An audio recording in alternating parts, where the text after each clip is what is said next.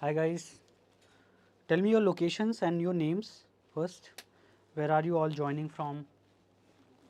And how was your IAT mega mock test? IAT 2026 mega mock test, how was it?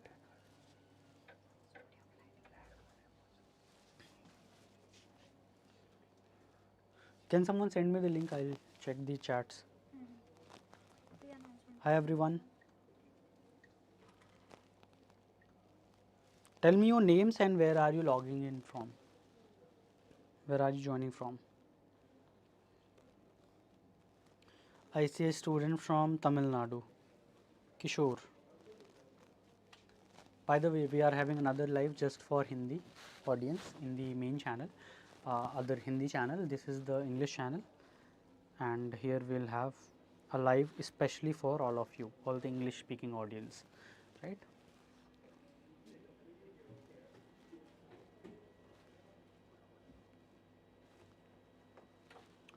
Fine. And how many people do we have here?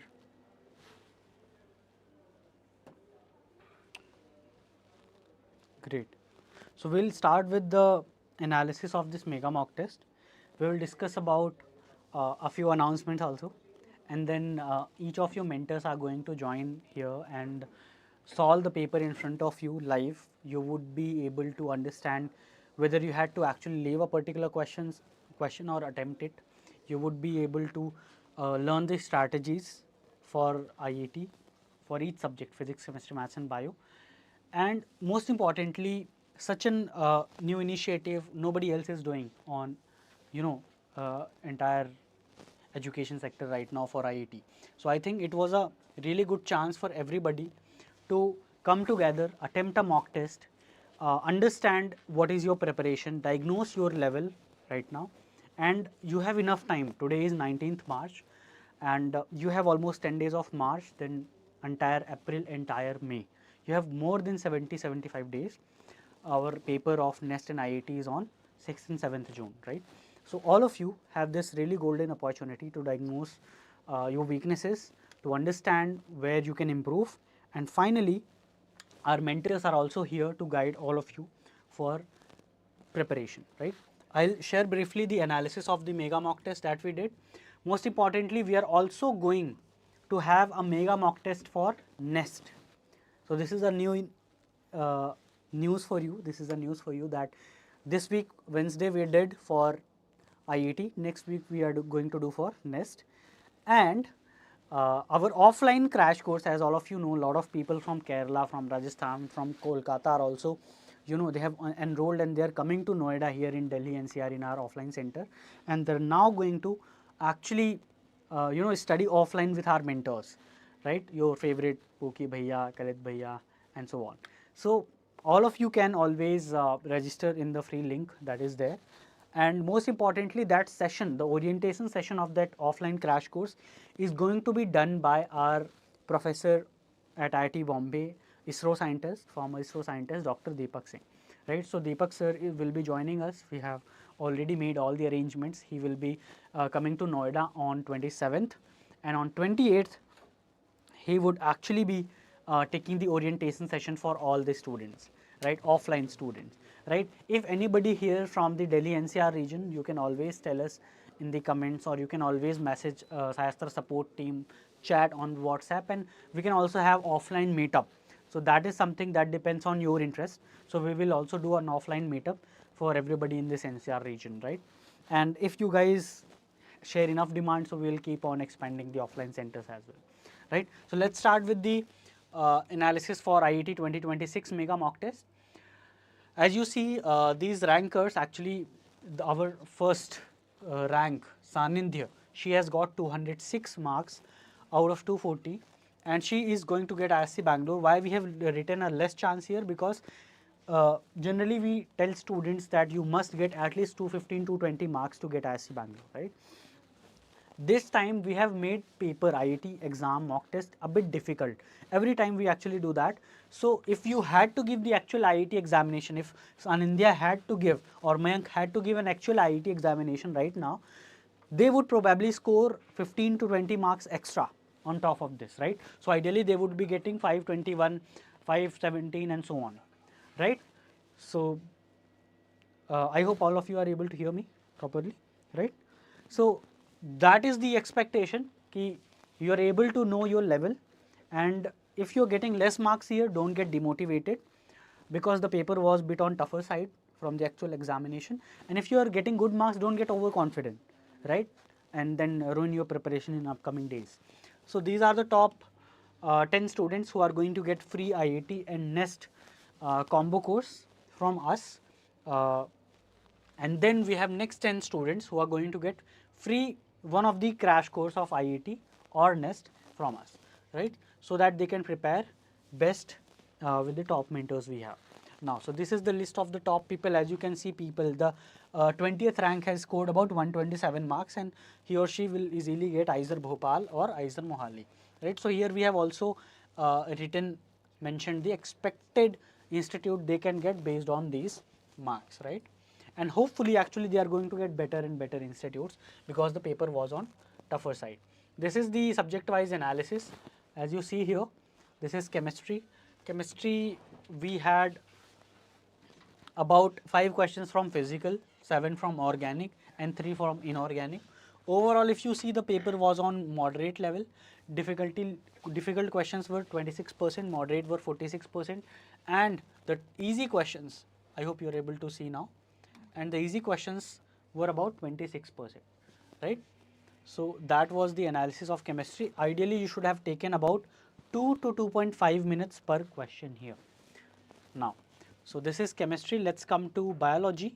Again, in biology, we had mostly the paper on moderate to difficult side, very less easy questions. More weightage was given to class 11th, 8 questions and 7 questions from 12th. We tried to balance this out, but since we have odd number of questions in the exam, of course, one of the standards are going to have 1 or 2 extra questions, right? Average time you must have taken at least or at max about 2 minutes, not more than that. That's what at least we expect. In mathematics, if you see, again the question paper was mostly on moderate level, and then 5 difficult and just 2 easy questions. So moderate to difficult, once again, you should have ideally taken 2 to 2.5 minutes per question. Now, let's come to physics. Here you see physics, we had majority of difficult questions, then a bit of easy questions, and then finally the moderate questions. There were 9 questions from class 11th and 6 questions from class 12th. So this was also intentional because we want to ensure that everybody here has at least the foundational level of understanding, at least all the basic concepts are clear, right? Because especially in physics, 11th builds your foundation for class 12th, right? Average time you should have taken at least or at max 2.5 to 3 minutes per question, not more than this, right? And when your question, when your mentor is going to solve the questions, they will also discuss how you should have actually approached the question, right? If you see the class cross subject wise difficulty level, so here we have also mentioned it. If you want to get this entire PDF, you can always go to SciAstra app. There is a profile picture, your own profile picture or display profile, and then you need to click on the menu. You will find free material or free test section, right? So in the free material section, you will be able to find the this entire PDF and analysis, right? And those who could not actually attempt this IIT exam for various other reasons, and if you are actually practicing something else, if you are having board examination and so on, you can always attempt it. Only thing is you will not be in the this top 20 list that we have selected. By the way, this list we have also interviewed these students. We have also asked and cross-checked whether they actually scored such a marks, right? There are people who cheated in the examination. They scored 240 out of 240 within 20 minutes, 5 minutes. So we have eliminated all the people. So that is how rigorously we have evaluated this list. Your mentors have evaluated it. If you see the class wise and subject wise comparison, here you can find the same thing as well.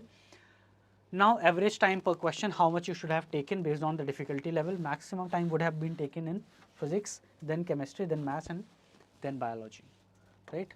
Actually, otherwise, physics, maths, chemistry, and bio, right? Here. And finally, what should have been your strategy? Focus on question to theory approach. Focus on high difficult subject wherever you are finding problems, wherever you are having weakness, especially in your foundations, class 11th, strengthen that. Have good practice. We'll keep doing such tests. Next week we are anyway doing for NEST, right? So practice enough. You must practice all previous year papers and as many mock tests, at least 20 to 25 mock tests every for one examination, and previous year papers you should not even miss a single paper, right? And all of these things, all previous year papers can be found in our free material section of SciAstra app. Now I would invite you, actually your mentor of biology, your Yashika ma'am, so that she is going to solve the paper now, and ultimately over to you guys.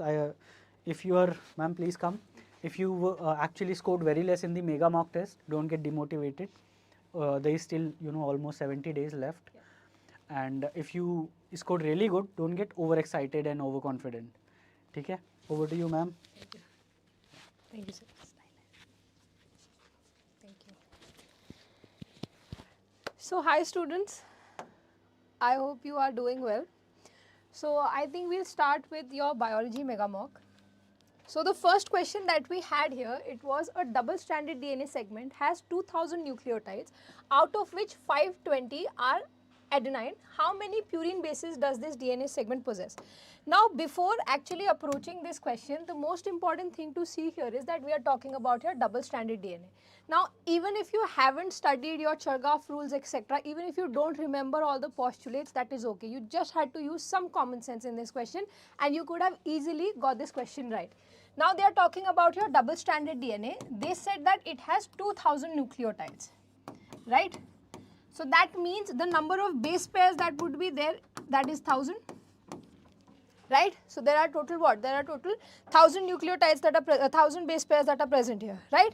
Now, they have said that you have 520 adenines. So, that means your thymine will also be 520 because your AT are complementary. So, they will have the same number, right?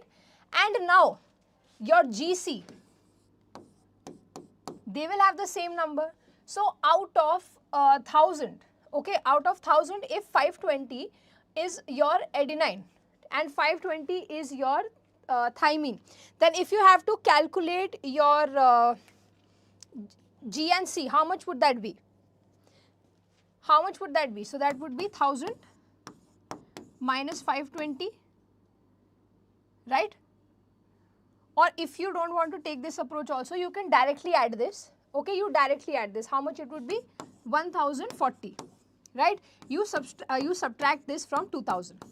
Okay, when you subtract this from 2000, you'll get an answer of 960.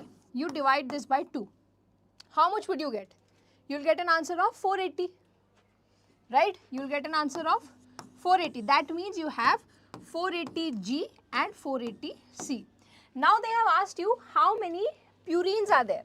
Now in nitrogenous bases you have purines and you have your pyrimidines. Purines, how much purines do you have? You have 480 plus 520, that is how much? That is 1000, right? That is how much? That is 1000. So your correct option would be option number A. Okay? Moving on to the second question, it says how many amino acids will be made in the polypeptide coded by the following mRNA sequence. Now, if you don't remember which codes or which codon is coding for which nucleotide, that is fine. If you just look at the sequence, the first is your start codon. Okay, it will code for your methanoin, right?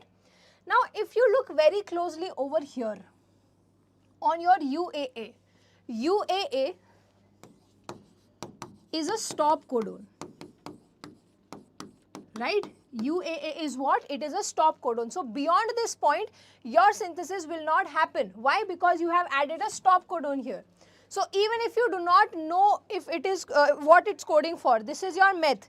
GUG is what? GUG codes for your valine, right?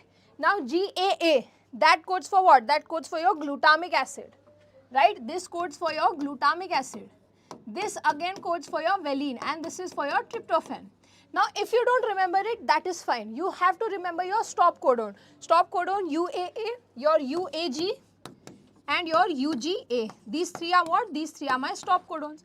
So, if you count, okay, now if you count 1, 2, 3, 4, 5, here my translation is going to stop. So, the correct answer should have been 5.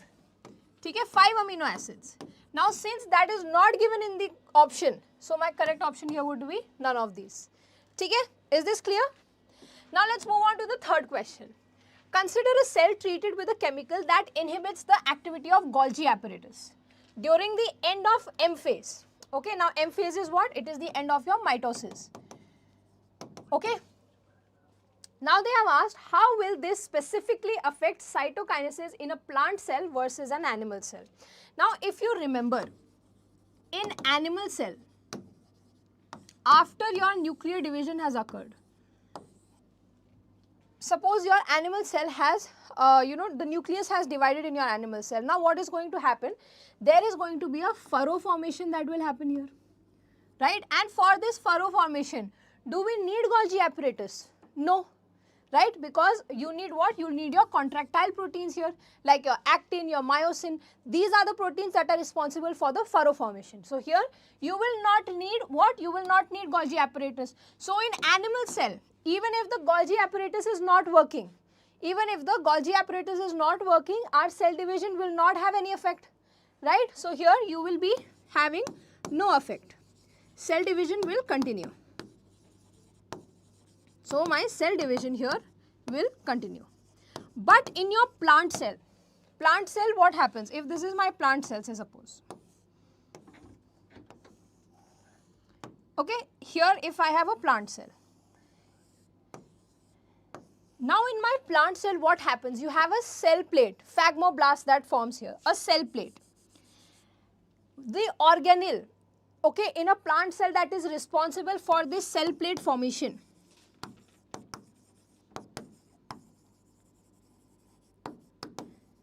That is your Golgi complex, your Golgi apparatus.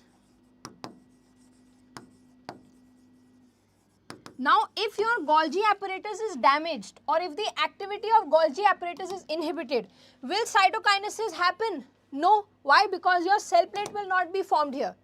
Okay. So, your plant will not have what? It will not have cytokinesis. That is, there will be no cytoplasmic division. Only you have seen your nuclear division. So, here we might see what? We might see your multinucleated cell. Okay?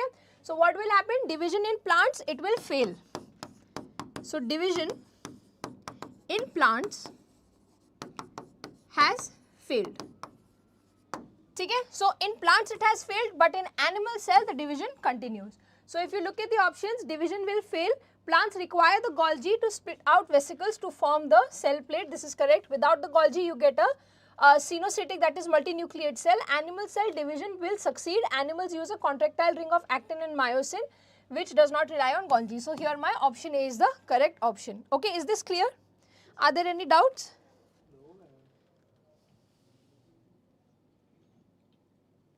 Alright. So, let's move on to the next question, that is your question number 4. Okay? So, question number 4 says that you start a PCR with 10 strands of your DNA molecules. So, cycle 0. You have 10 strands of your DNA molecules. You accidentally forgot to add more primers after your third cycle. So, after your third cycle, you forgot to add your primers. That means what?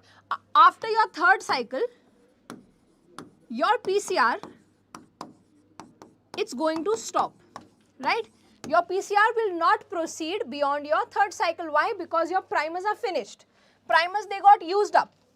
Now, they have asked you, what if there are total 30 cycles. Now, this statement is of no use to us because our PCR is stopping after 3 cycles. Now, they have asked how many DNA molecules will you have after the 30th cycle. So, the number of molecules that we will have after 3 cycles is the same number we will have after your 30th cycle, because after the third cycle, your PCR is not happening. So, whatever molecules we have in your third cycle is exactly what we will have even after your 30 cycles. Now, simply you know, in your cycle 1, in your cycle 2, in your cycle 3, what will happen? You see, there is exponentially, it keeps growing, right? It keeps growing exponentially. So, there are 3 cycles. Okay, so what will you do is, you will simply calculate 10 is the number of molecules you had initially, into you will multiply it with 2, and you have 3 cycles to calculate from, so to the power 3, right? To the power 3. So, if you solve this, this would be 10 into 2 into 2 into 2. This is 10 into 8. That is your 80 molecules. That is your 80 molecules. Yes. So option number D would be my correct option here. Okay? Okay. So let's move on to this question. It's a very, very simple question. It says that you transform an E. coli with a recombinant plasmid where your gene is inserted at Sal1 site located within the tetracycline resistant gene. Now this is very important. You have a plasmid. Say suppose over here I have my Sal1 site.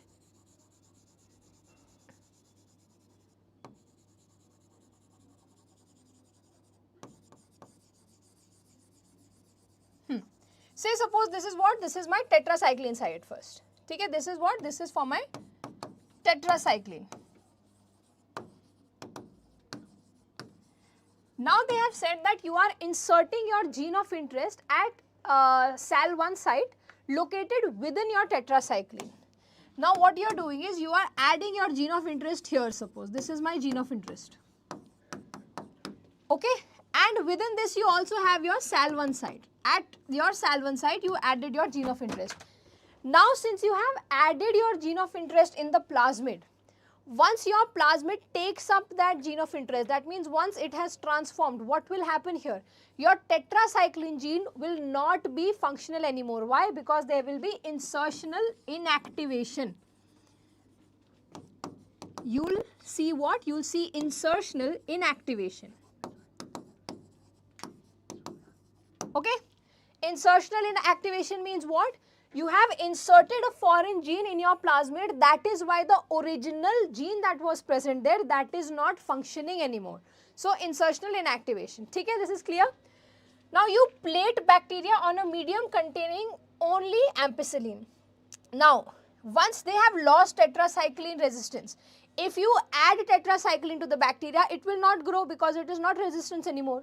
So if you are plating them only on ampicillin, you have 500 colonies.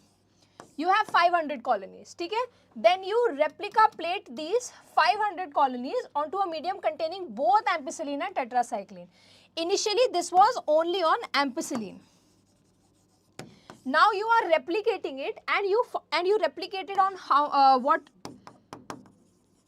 You replicated on tetracycline and your ampicillin gene. Now all the bacteria that have transformed, okay, all the colonies or all the bacteria that have actually transformed or become recombinant, they will lose tetracycline resistance, right? That means they will die on this plate. So they saw that only 150 colonies they grew. So only 150 grew. Now they are asking you how many of the original 500 colonies were actually recombinant. The colonies that died here. Now if you minus this will be 350. So these 350 colonies that have died, okay, these 350 colonies that have died, these are the colonies that are actually your recombinant because they lost your tetracycline resistance, okay? And the medium that you have, it has both tetracycline and ampicillin, okay? So here my correct option would be option number B, that is 350, okay? Moving on to the next question. Now this question, कोई doubt आ रहा है क्या? ठीक है? Moving on to the next question, you have in the following figure you have to find what pyramid is X, what pyramid is Y. Now let's look at X. Leave this part, leave this portion, just look at the base. The base here is expanding like this and then it is tapering. See, it is expanding and then it is tapering here. So it is forming what? It is forming a triangular shape. Right? It is forming what? It is forming a triangular shape. That means what? It has high birth rate. It has what? It has a high birth rate. Why? Because the baseline is very, very wide here. Okay? And the top is narrow. So this is what? Expanding, your growth, your birth rate is expanding, and initially when you move to older people, they are dying. Okay? So this is what? This is a type of expanding population. Okay? So your X is what? X is expanding. Now if you look at Y, Y may you have a base that is not too wide, pre-reproductive. Now when you move up, your width or your line is actually expanding. That means there are more people who are there in your reproductive age. And when you go further up, it is doing what? It is slightly, you know, curving towards the end. So if you look at the shape of it, it is more like an urn shaped. Okay, it is more like an urn shaped. Okay, there are more people in your reproductive age. Okay, there are less people that have a birth rate in the birth rate. Okay, so you have what? You have a low birth rate. Okay, you have a low birth rate here, or the base is what? Your base is a little narrow. Your middle portion is a bit wide. Okay, that means there are more people who are there in your reproductive age. And there are again very less people. Okay, very less. It's further declining down in your older age. So this is what? This is an urn shape. And we know urn shape population is what? Urn shape population is your declining. So your X is expanding and your Y is declining. So option number A. Okay? Now let's move on to your 7th question. It says that a pregnant woman is exposed to a hepatitis B virus. Just a second. And later develops a secondary bacterial infection. So first she has hepatitis virus, okay, hepatitis B, and later she develops a bacterial infection. Okay. Now they have asked her body produces IgG and IgM antibodies in response. Which of these antibodies, IgG or IgM, will be found in the fetal blood and why? Now what happens when you talk about a mother? Okay, a mother can transfer some of the antibodies into a child through placenta. Right, there is placental travel, or the placental barrier is crossed by some of the antibodies, not all but some. Now if you look at here, the options are given your IgG and IgM. Okay, IgG, it is small in size, right? Your IgG, it is what? It is small in size. So it can easily cross the placenta. It can easily cross the placenta. Now if you look at IgM, okay? If you look at IgM,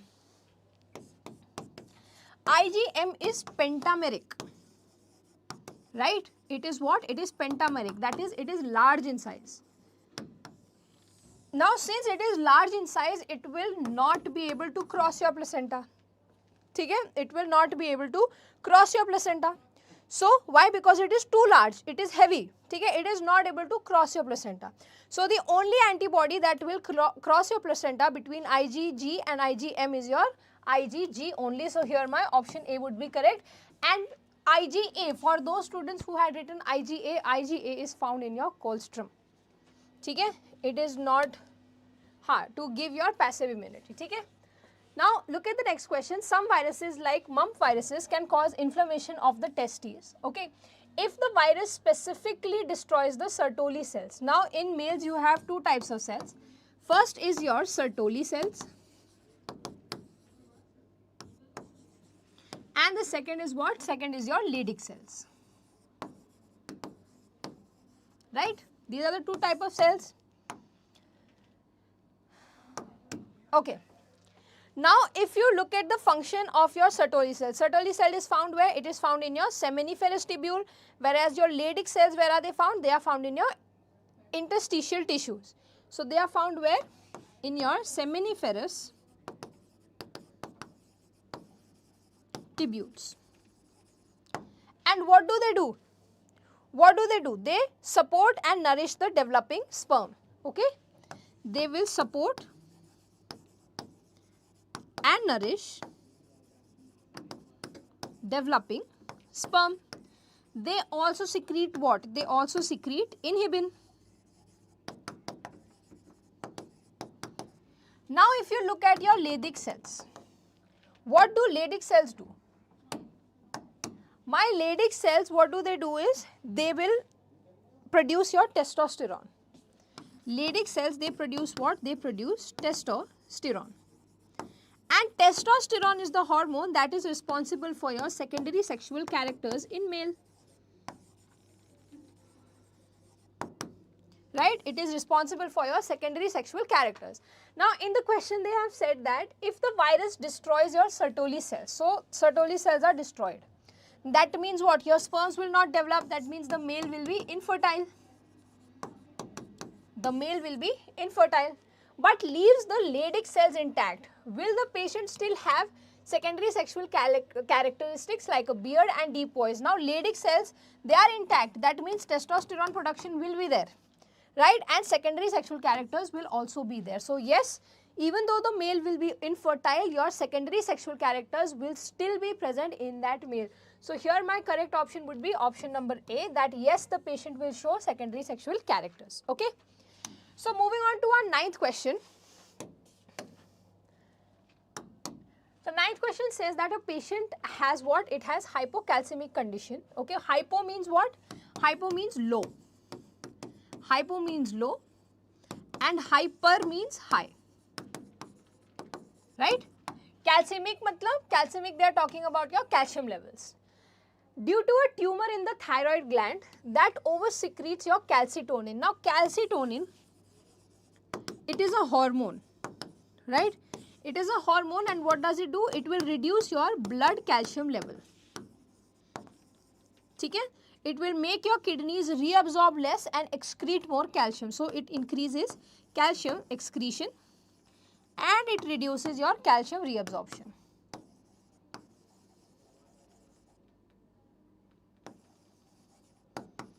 Okay? So it will tell the kidneys to what? It will tell the kidneys to actually secrete more calcium out. Okay? It will increase your calcium excretion. Okay?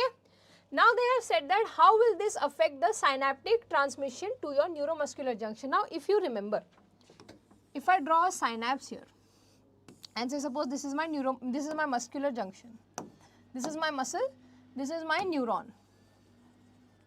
Now your neurons, they have vesicles which have your acetylcholine, right? And for these vesicles to actually be released, you need calcium that will bind to them and it will push the vesicle on the surface where they can actually release your acetylcholine in your synaptic cleft. And here wherever there are receptors, these acetylcholine will go and bind. So you need your calcium. Now if your calcium level is already low, will you have enough calcium that can actually push those vesicles down in your synaptic terminal? No, right? That means your acetylcholine will also be less. Right? Your acetylcholine is also going to be less. Okay? And what will happen? Your signal to your muscle will also reduce. So in your neuromuscular junction, NMJ is what? It is your neuromuscular junction. Neuromuscular junction. Okay? So your signal will also be reducing. Okay? So here what will happen? The inhibited release, there will be no change in the synaptic transmission. This is incorrect. The inhibited release of acetylcholine from the synaptic vesicle into your neuromuscular junction will be reduced. This is correct. Calcitonin acts on DCD to increase the reabsorption. This is incorrect. And both B and C will happen. This is also incorrect. Okay. So moving on to our 10th question, it says that a scientist wants to produce 5 molecules of maltose. Now maltose, it is made up of what? It is made up of your alpha glucose plus alpha glucose. That means one single maltose has how many glucose? It has 2 glucose. That means a total of 12 carbons. Right? It has a total of how many carbons? It has a total of 12 carbons, right? Now they have said that if a scientist wants to produce these maltose using a C3 plant and a C4 plant. So first let's take C3 here and let's take C4 here. Okay? We'll do it parallelly. How many extra ATP molecules does C4 plant spend compared to the C3 plant on the same amount of maltose? Now for one carbon, to fix one carbon dioxide molecule, C3 needs how many ATPs? Your C3 needs 3 ATPs. Okay? It needs 3 ATPs. And for one carbon in C4, okay? It needs 5 ATPs. Now, what is the total number of carbon here? The total number of carbon is 12. Okay? The total number of carbon is 12 in one molecule. ठीक है, 1 maltose has how many carbon? 1 maltose has 12 carbons. So here, and how many maltose do we need? We need 5 molecules of maltose. ठीक है, so 1 molecule has 12, so 5 will have how many carbon? 12 into 5, that is your 60 carbons in total. Now for C3, for 60 carbon, you will need 60 into 3 ATP, that is how much? 180. And for your C4, for 60 carbon, you will need 60 into 5 ATP, that is your 300 ATPs, right? So if you subtract these, they have asked how many extra. So you subtract the two. 300 minus 180, that is how much? That is 120. So your C4 actually needs 120 extra ATP. So D option will be correct here. So it needs what? It needs 120 extra ATP. Is this question clear to you? Is this question clear to all of you?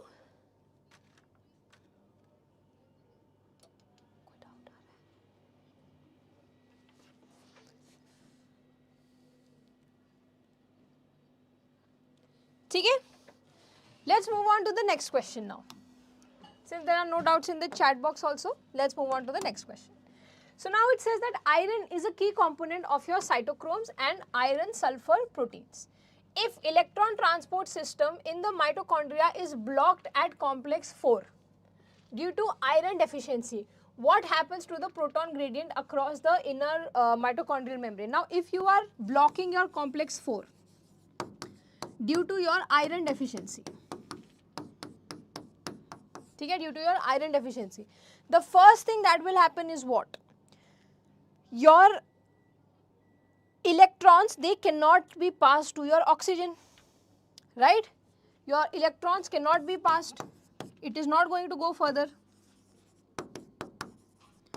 And your complex 1, 2 and complex 3, they will stay reduced only. That means there will be no proton pump. Right? These are the three things, these are the three immediate effects that will happen. Now if you look at the question, electrons cannot be transferred to oxygen. Yes. Causing the upstream components to remain reduced. That is, this is correct, this statement is correct. The energy produced from electron transport which drives proton pumping at complex 1, 2 and 4 is lost. This is also correct, right? Without the active transport of protons into the intermembrane space, the proton gradient across the inner mitochondrial membrane diminishes, halting ATP synthesis. This is also correct. So all of the above statements are actually correct. If your electrons are not passing, okay, if your electrons are not passing, ultimately what will happen? You will not have enough ATP production. Okay. Now moving on to the 12th question, it says that in which of the following group is the dominant independent photosynthetic phase represented by a haploid gametophyte? Now haploid gametophyte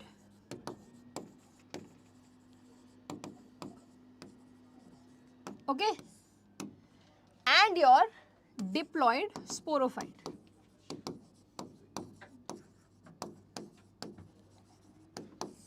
So haploid gametophyte is dominant where? It is dominant in your bryophytes. And your diploid sporophyte is dominant where? It is dominant from your pteridophytes. Right? Now if you look at the options, pteridophytes may you have what? You have your dominant sporophyte. So this is not the correct option.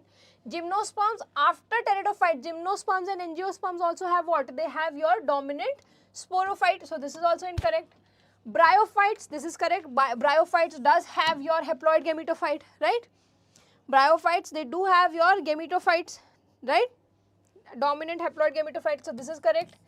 Algae fucus. Now algae does have your haplontic, diplontic and haplodiplontic life cycle, but if you look at the example fucus, fucus has a dominant sporophyte. It has a dominant sporophyte. Okay, so the example here is not suitable. Okay, so moving on to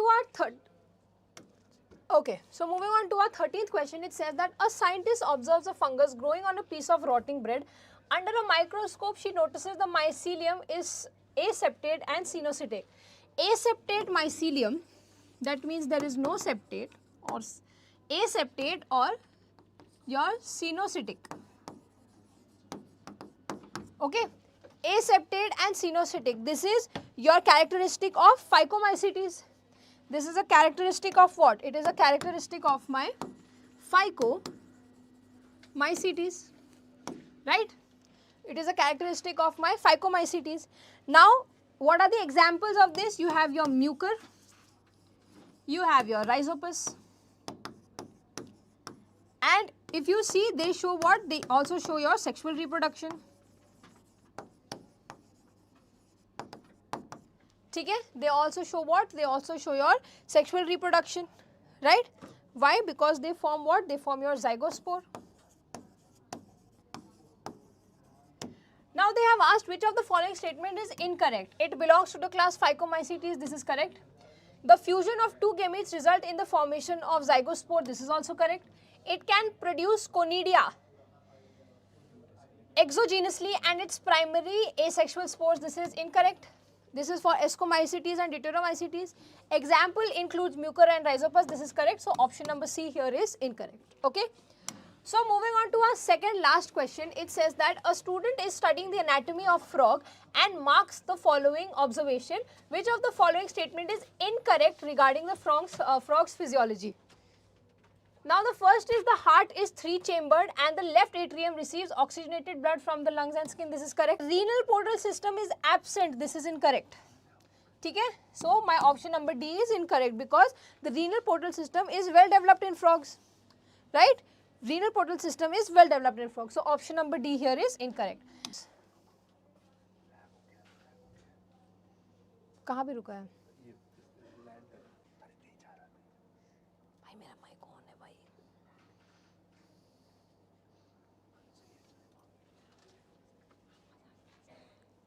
Okay, so this is your cell cycle's entire diagram. Okay? So here you have your G1 phase. Now when your cell goes from G1 to S phase, here you have a checkpoint, and when it has to enter from G2 to M, there is a checkpoint here. Okay? This is your checkpoint 1 and this is your checkpoint number 2. Now for both these you need what? You need your CDKs and your cyclins. Okay? Now if you look at the question, it says that G1 is okay. CDK is an enzyme when active binding.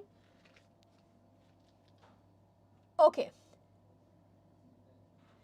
Okay, so the question here is a cancer cell line shows constant activation of CDKs without cyclin. Now if you look at this CDK, CDK stands for cyclin dependent kinase. So even if your CDKs is present, it will not work until and unless your cyclin is present here. So CDK actually needs cyclin. You can have thousands of CDKs here. It will not make any difference. Okay, until and unless your cyclin is actually present here. So now if your CDK is there, cyclin is not there, that means there is no checkpoint here. Your cycle will keep going. That is exactly what happens where? That is exactly what happens in your cancer cells, that they keep multiplying. So what will happen? You will have your checkpoints, they will be bypassed.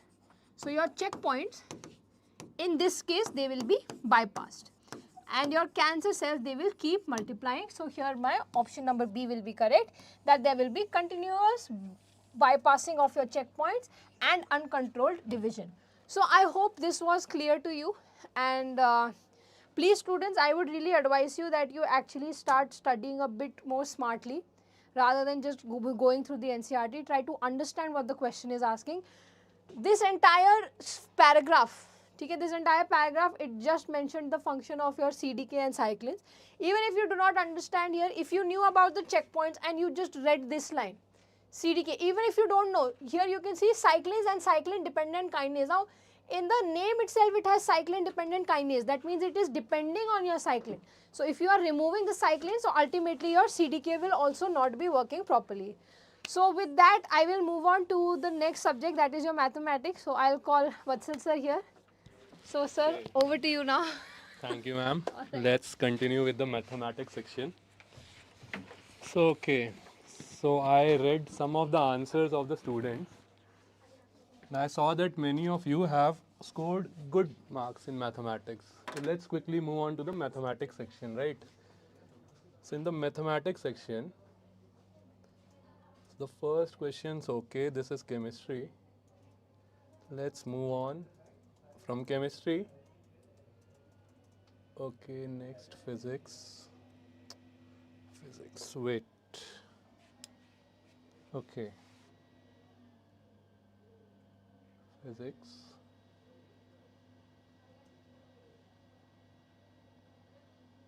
Yeah. Physics.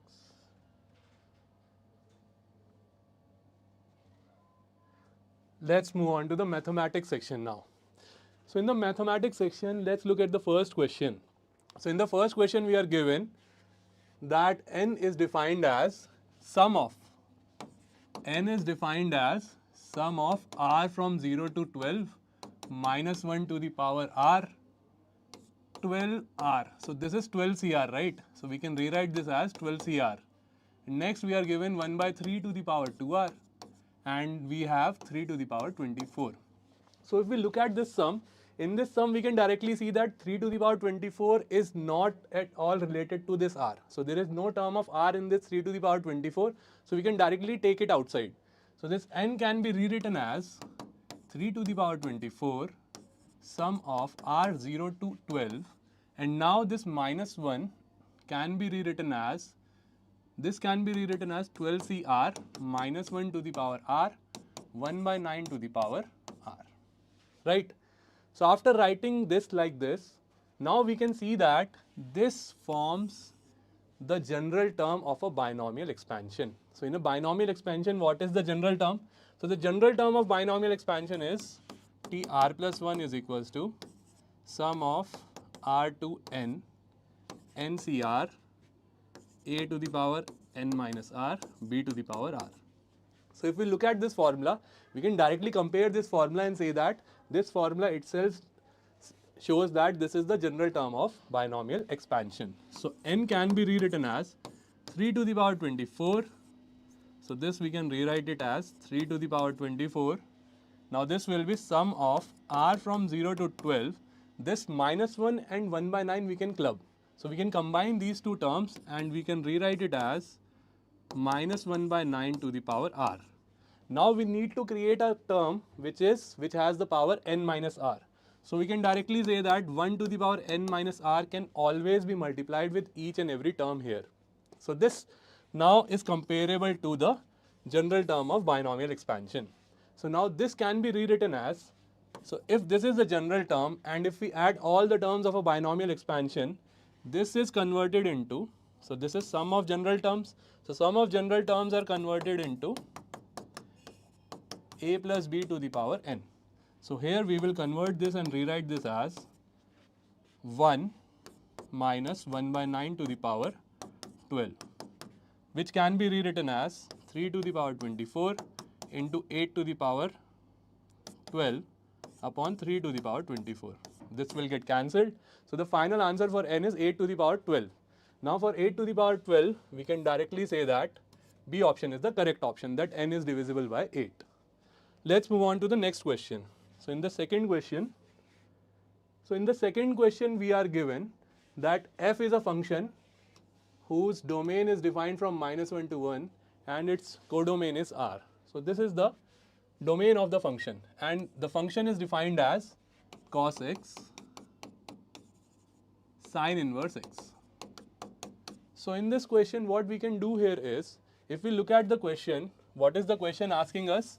The question is asking us that which of the following statement is true, and all the statements are about decreasing and increasing behavior of the function. So by default, by looking at the options, we can directly say that this question itself is about differentiation of the function. So it is a question about application of derivatives. So we have to take the derivative of this function here to find the nature of the function, whether it is increasing or decreasing. So to find the nature of this function, what we have to do here is, we can directly simplify this function first. So there is a possibility to simplify this function. So to simplify this function, what we will do here is, we will apply inverse trigonometry. So in inverse trigonometry, we know that, let us assume sine inverse x. So we will say sine inverse x is theta, right? So we have sine theta as x. Sine theta as x. Now our fx will be rewritten as cos theta. So if fx is cos theta, we can directly apply the inverse trigonometry and say that for this triangle with theta as an angle, this will be x and 1. So the third side will be 1 minus x square. So the final answer for cos theta will be under root 1 minus x square. From this triangle, we will say cos theta is 1 minus x square. So now we have simplified the function fx. Now in this function, we can directly calculate f dash x. So if we apply derivative, so the value of f dash x will be, so this will be 1 minus x square to the power half. We will apply the chain rule. So this will be 1 upon 2, 1 minus x square to the power half into minus 2x. So this will be minus 2x, right? So this will be minus x upon under root 1 minus x square. Now if we look at this expression of f dash x, I can directly relate this and say that for x greater than 0, I can directly say that this is a positive value. In root we have a positive value. So for x greater than 0, f dash x will be less than 0. So for x greater than 0, if f dash x is less than 0, we will directly say that this is a decreasing function. This is a decreasing function. So out of this, we will say that option A is the correct answer. So option A is saying that f is decreasing for x greater than 0. Option C is saying that f is decreasing for value of x from minus 1 to 1. So if we take the value of x as negative, what happens is, if we take the value of x as negative, we get f dash x as positive. So this will be an increasing function when we take x as negative.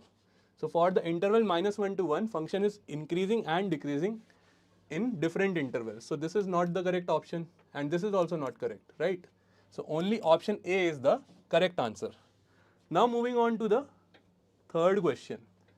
Okay, so in the third question we are given that we have two lines which are L1 and L2 and we are given the parametric form of this line. So for this parametric form, we can directly calculate the Cartesian form of this line. So for the first line, what we will see here is that for the first line we have a point which is, so the point of the line will be 1, 1, 1 and the direction vector of the line will be 1, 2, 1. So this is the direction vector B and this is the position vector or point vector A. So this is line L1. For line L2 also we can find the point and the direction vector. So the point vector will be 3, 4, 5 and the direction vector will be 1, 4, minus 1, right? So these are the point vector and the direction vector for the lines. Now the question is saying that if 3, 5, 3 is the point on L1. So on L1 we have a point which is 3, 5, 3. So if this is a point on L1, we know that this is the point which is closest to L2. So this point on L1 is closest to L2.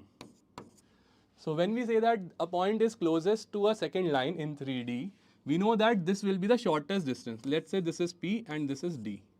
So line PD is the shortest distance between these two lines, and the shortest distance has a property that this line PD will always be perpendicular to both the lines. So the line which shows the shortest distance is always perpendicular to both the lines, right? So we will apply this property, and by applying this property we can directly say that this point 3, 5, 3, if we calculate the perpendicular, foot of perpendicular for this line, we can directly calculate the coordinate of this point D, which is asked. So which point on L2 is the closest? So D point is the closest point.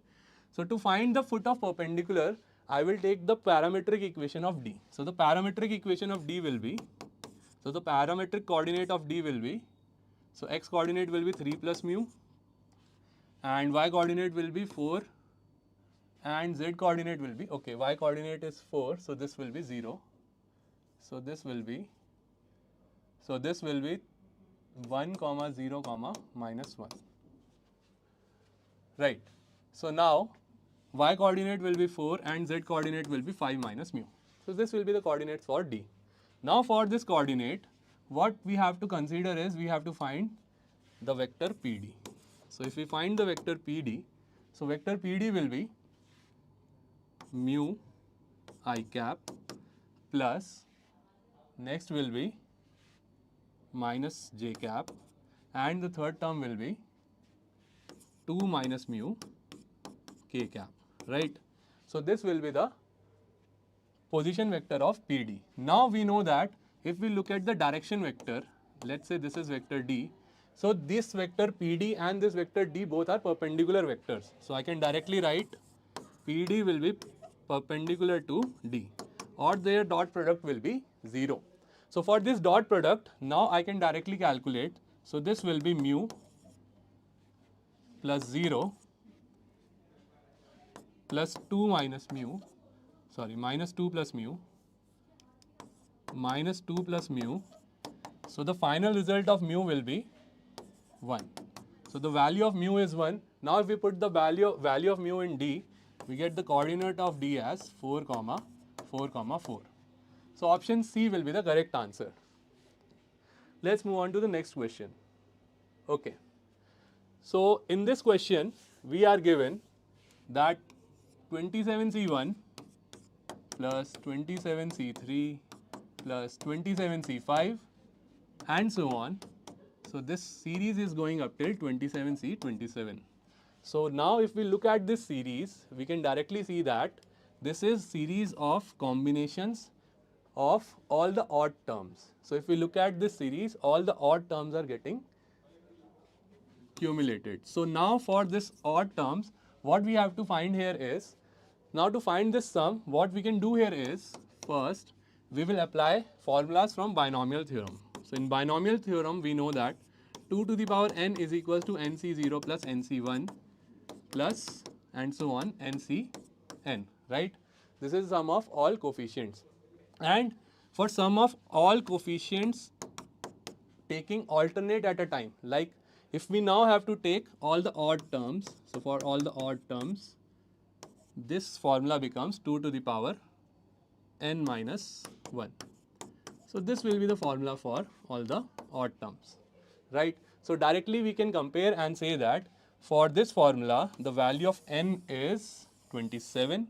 So directly we will apply 2 to the power 27 minus 1. So this sum will be 2 to the power 26. So option A will be the correct answer for this question. Okay.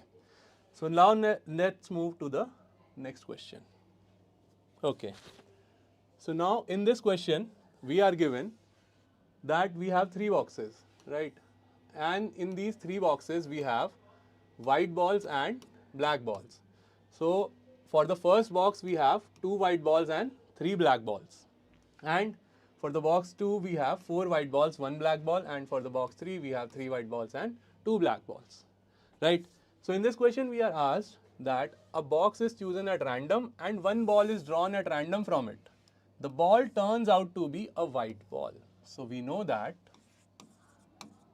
the result that the ball chosen is white ball. So we know that the ball chosen is a white ball.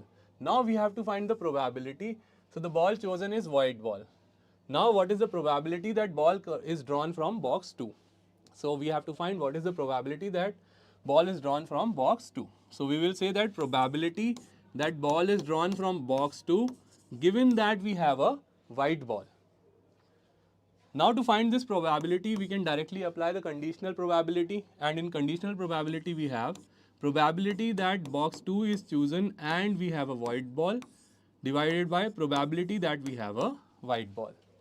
Now to find the probability of the white ball, what we have to do is we have to take all the cases. So what are the cases in which we get a white ball? So the first case is if I select box 1. So the probability of selecting box 1 is 1 by 3. And now the probability of selecting a white ball will be 2 by 5. Now the next case will be probability that we select a box 2 and we get white ball. So for box 2 we have probability 1 by 3, and to find a white ball from box 2 will be 4 by 5. And similarly for box 3 we will have the probability of selecting box 3 will be 1 by 3, and getting a white ball from this box will be 3 by 5. Now if we club the probabilities of all the cases, we get 13 upon 15. So this is the probability of getting a white ball. Now next we have to find what is the probability of getting a white ball from the second box. So this is the probability of getting a white ball from the second box, which is 1 by 3 into 4 by 5. So this result will be 4 by 15 divided by 13 by 15. So if we simplify this, our result will be, so the final result will be 4 by 13. So this will be the result which we have. Wait, 2 by 5, 4 by 5 and 3 by 5. Right, this will be, so this will be 9 by 5, 15. So this will be 9 by 15. So this is 9 by 15 and this will be 4 by 9. So this will be simplified as, so this will be simplified as, so this will be simplified as 4 by 15 upon 9 by 15. So this will be 4 by 5. Right. So this will be the final answer. Next question. So let's move on to the next question. So in the next question we are given that z is a complex number such that modulus of z is less than 1. So if modulus of z is less than 1, now we are given that we have to find a set. So this is a set in which z minus omega upon 1 minus z omega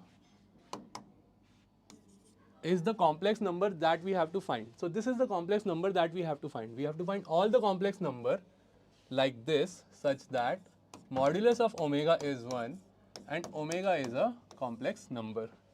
So now to find all the complex number which satisfy this condition, we can directly look at this condition and say that if modulus of z is less than 1, we can also take z equals to 0 as one of the result. So z equals to 0 will always satisfy this result. So if z equals to 0 satisfies this result, we can find the locus of the complex numbers which comes after taking z equals to 0, and we can find which of the following option is correct. So if we take z equals to 0, this equation will become minus omega upon 1. So this will be minus omega. So if this is the result, and what is the locus of omega? Modulus of omega is 1. So if we draw this on the complex plane, this will be a circle. So values of all omega with modulus 1 will be a circle. So minus omega will also be a circle. So if omega is a circle, minus omega will also be a circle. So option C will be the correct answer for this question. Okay. Let's move on to the next question. So in this question, we are given that roots of this polynomial, so this is a cubic polynomial, are in arithmetic progression. So if roots of this polynomial are in arithmetic progression, since we know that there are 3 roots of this cubic equation, we can directly take these 3 roots as, these 3 roots can be taken as, so if alpha, beta, gamma are the roots of this cubic equation. So I can directly take alpha as a minus d, beta as a, and gamma as a plus d. So this is the property that you have to use. So this is the trick that you have to use in this question. So the trick is, since we know all 3 of them are in AP, so to take them as a minus d, a and a plus d, we get sum of the roots as 3a. So this is the trick that we use. Now in this, if we compare this polynomial with the roots, we can directly say that alpha plus beta plus gamma, that is sum of the roots, will be 39. And we know that product of roots alpha, beta, gamma will be 1365, right? Now we can directly say that since alpha, beta, gamma are a minus d, a and a plus d, we can directly write this as 3a is equals to 39. So the value of a will be 13. Now if we put the values here, this will be 13 minus d into 13 plus d will be equals to 1365. Now 1365 itself is divisible by 13. So if we divide 1365 by 13, we will get 105. And this is a minus d into a plus d. So this will be simplified as 13 square minus d square is equals to 105, or this can be written as 169 minus d square is equals to 105. Now if we simplify this, we get d square is equals to 64, or the value of d will be 8. So now we have the value of a and the value of b. Now the question is asking us to find the common difference, which will be 8. So option B will be the correct answer for this question. Let's move on to the next question. Okay. So in this question we are given that this integration we have to find. So this is a definite integration, and in this definite integration what we have to look for is this cos 2x is in the modulus function. So if cos 2x is in the modulus function, and we know that limit of the function, limit of the integration is 0 to pi by 2, now we can check the behavior of cos 2x.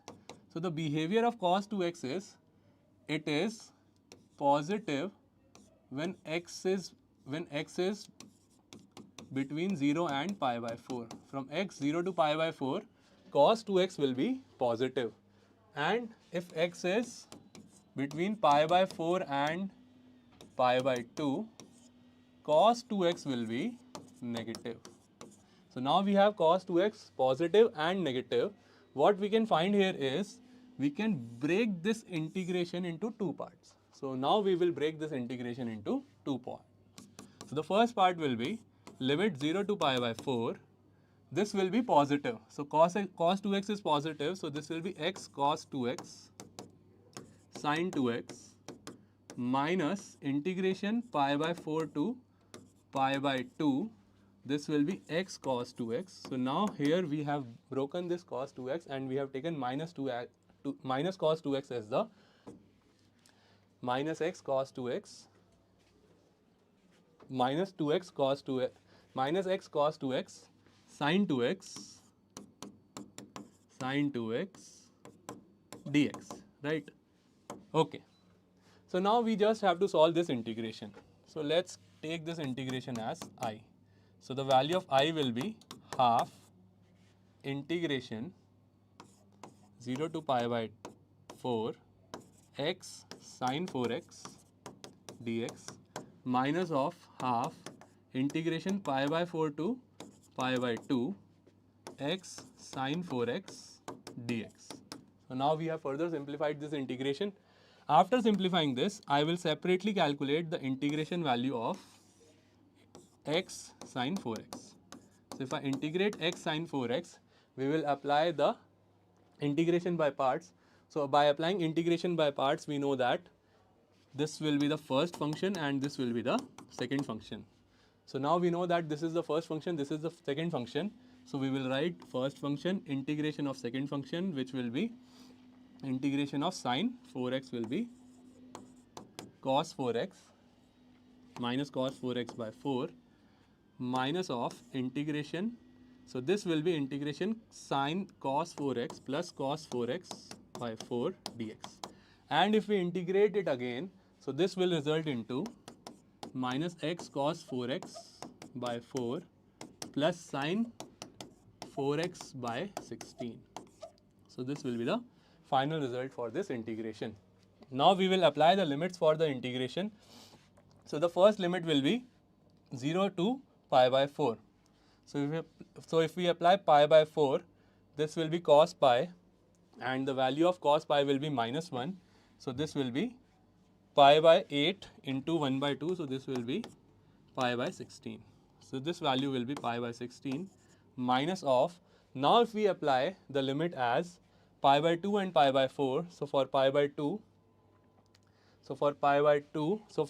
4 again this will be 0, and for pi by 2 this will be 1, and like this here for pi by 2 this will be 1. So and for pi by 4 this will be 1, and for pi by 2 this will be, for pi by 4 it will be minus 1, and for pi by 2 it will be 1. So again if we apply the limit here, the value will be minus 3 pi by 16. So now if we simplify this, after simplification this will be pi by 4. So the final answer will be A, which is pi by 4. Let's move on to the next question. Okay. So now this question is from differential equation, right? So in differential equation, we are given that we have to solve this differential equation. So in this differential equation, by directly looking at this differential equation, we can see that this differential equation, we cannot solve it by using variable separable method. So variable separable method is not applicable in this differential equation. Similarly, if we look at the homogeneous method, so in homogeneous method, we need the function to be homogeneous, and this function is non-homogeneous. So the final method which we have to use is linear differential equation. So by method of elimination, we directly know that this is a linear differential equation question. So in linear differential equation, we know that we need dy by dx. So we will simplify this linear differential equation by directly dividing this whole equation by x square. So this will be 4y by x will be equals to x to the power 4. Now we have to find the integration factor for this differential equation. So the integration factor will be e to the power integration 4 by x dx. Now if we simplify this, this will be e to the power 4 ln x, and if we simplify this, this will be ln x to the power 4, or the final answer will be x to the power 4. So this is the integration factor that we have here. Now we know the final solution will be y into integration factor, which will be x to the power 4 is equals to integration of x to the power 4 integration factor into this function, which is x to the power 4 dx.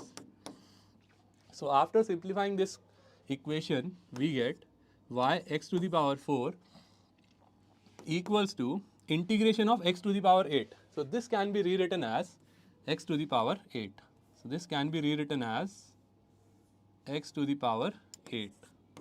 So this will be x to the power 8 dx. So we can rewrite this as x to the power 9 upon 9 plus c.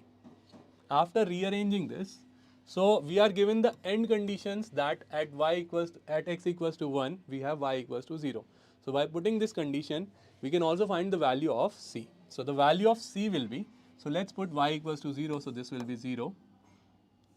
So if we put y equals to 0, this will be 0, and x equals to 1, so this will be 1 by 9 plus c. So the value of c will be minus 1 by 9. So the value of c is minus 1 by 9. So now if we simplify this equation, this will be y x to the power 4y is equals to x to the power 9 by 9, and this will be minus 1 by 9, which can be rewritten as, so we have 9y here, so let's take 9 in the LHS. So this will be x to the power 5 minus 1 by x to the power 4. So this will be the final result for our question.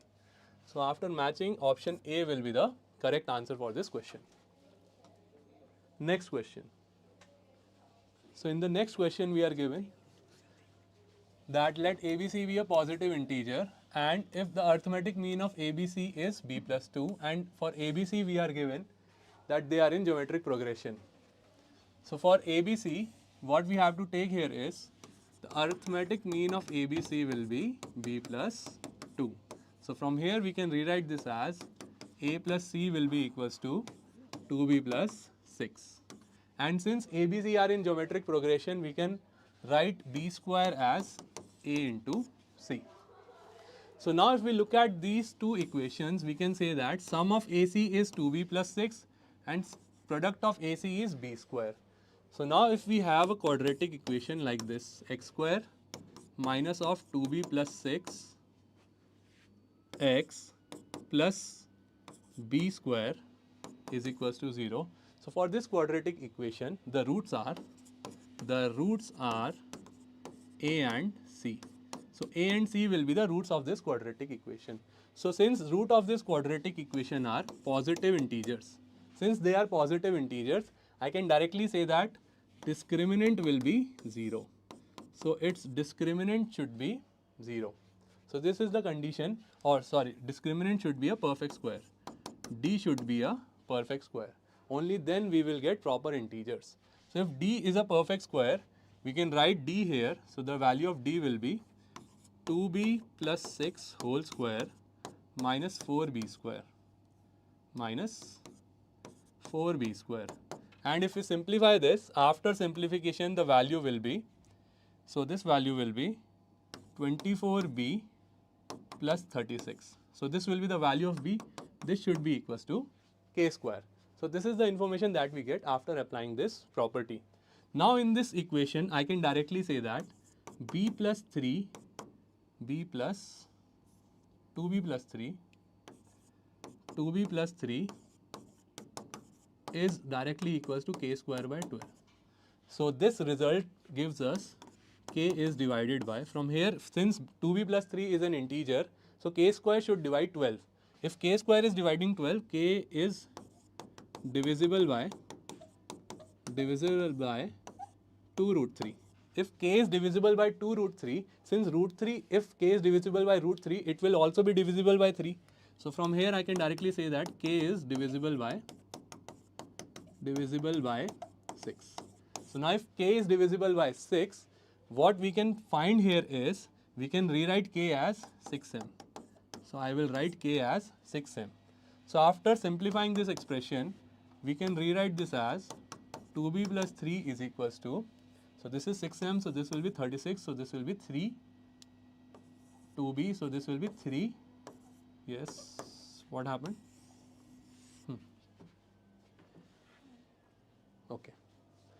Okay, so this will be the result that we have. From here we can find the value of b, which will be 3m square minus 3 by 2. So the value of b will be 3m square minus 3 by 2. From here I can directly say that b will be 3, we can take common. So m square minus m by 2. Since 2 cannot divide 3, so 2 should divide m square minus 1. So if m square minus 1 is divided by 2, I can say that m square minus 1 is even. When m is odd. So from here I can directly say that m is a odd number. So now if we know that m is an odd number, I can directly say that the smallest odd number which we have here is 3. So we will check the value of b at 3. So the value of b at 3 will be, 12. So the value of b at 3 will be 12. So now if we have the value of b, we can correspondingly find the value of a and c. So in the previous quadratic, we will put the value of b as 3. So this was 2b plus 6. So the quadratic equation will be 2b 24 plus 6 x plus b square is 144 is equals to 0. So this is the result that we have. Now if we simplify this quadratic, we get the value of b as, so the value of the roots will be, so this is x square minus 30x plus 144, which can be written as, which we can rewrite it as, this can be rewritten as x square minus 6x minus 24x plus 144 equals to 0. From here we get the value of x as 6, 24. So out of this we know that this will be the value of a and this will be the value of b, c. So we have the value of a and c. Now if we have the value of a and c, the question itself is asking us to find the value of a square plus b square upon a plus b. So the value of a square will be, so the value of a is 6, so this will be 6 square plus 12 square upon 6 plus 12. So now we can take 6 common here.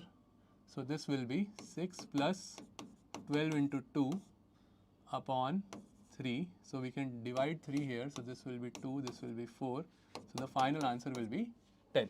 So option B will be the correct answer for this question. Okay, let's move on to the next question. So in this question we are given that A, B, C are the subsets of a universal set U. So for this we have to find what is the value of A intersection C. To find the value of A intersection C, we are given A union B. So the value of A union B is given, A union B is given, the value of B union C is given, A union C is given, and A union B union C is also given, and A intersection B intersection C is also given. So for all these values, first what we can find here is that we know that A union B is equals to A plus B is equals to A plus B minus A intersection B. So by applying this formula, I can find that this will be 23 equals to A plus B will be 30 minus A intersection B. So the value of A intersection B will be 7.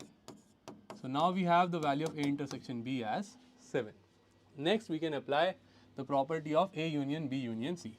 So the property of A union B union C is 30 is equals to modulus of A plus modulus of B plus modulus of C, which is the modulus of C we don't have, minus A intersection B, which is 7, minus B intersection C, which we don't have.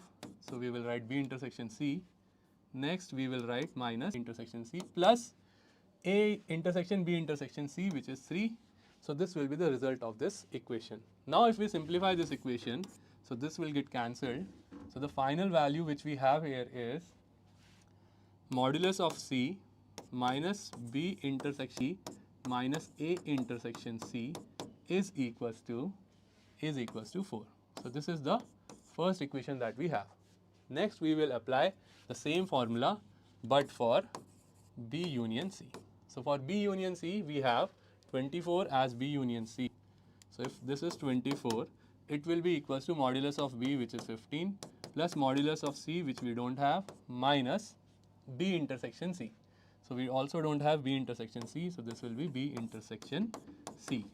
So from here we get the value of C minus B intersection C. So the value of C minus B intersection C will be, C minus B intersection C has a value of, so this will be 9. So we have the value of C minus B intersection C as 9. So now we can replace C minus B intersection C as 9 from here. So this equation can be rewritten as 9 minus A intersection C will be written as 4. So the value of A intersection C will be 5. So option B will be the correct answer for this question. Okay, let's move on to the next question. So in this question we are given that P and Q are points on this circle and this line intersects the circle at point P and Q. So if this line is intersecting this circle at points P and Q, we have to find the perpendicular bisector of this point PQ. Okay. So let's draw this circle. So if we draw this circle will look something like this. So 4, 3 will be the center of this circle and the radius of this circle will be 5. 5 is the radius of this circle. So this will be the graph for the circle. Now if we draw this line, so let's say this is the line with equation 3x plus y minus 5 equals to 0. So if this line is intersecting this circle at P and Q, now we have to find what is the equation for perpendicular bisector of this line. So for PQ, if I draw the perpendicular bisector here, this perpendicular bisector will always pass from the center of the circle. So we know that perpendicular bisector will pass from the center of the circle. If perpendicular bisector is passing from the center of the circle, then we can directly find the slope of this line.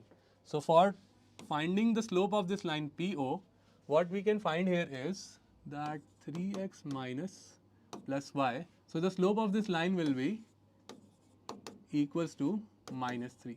So if slope of this line is minus 3, the slope perpendicular to this line will be minus 1 by 3. So now if we have the slope of line PO, we can directly write the equation of PO by passing this PO from the point 4, 3.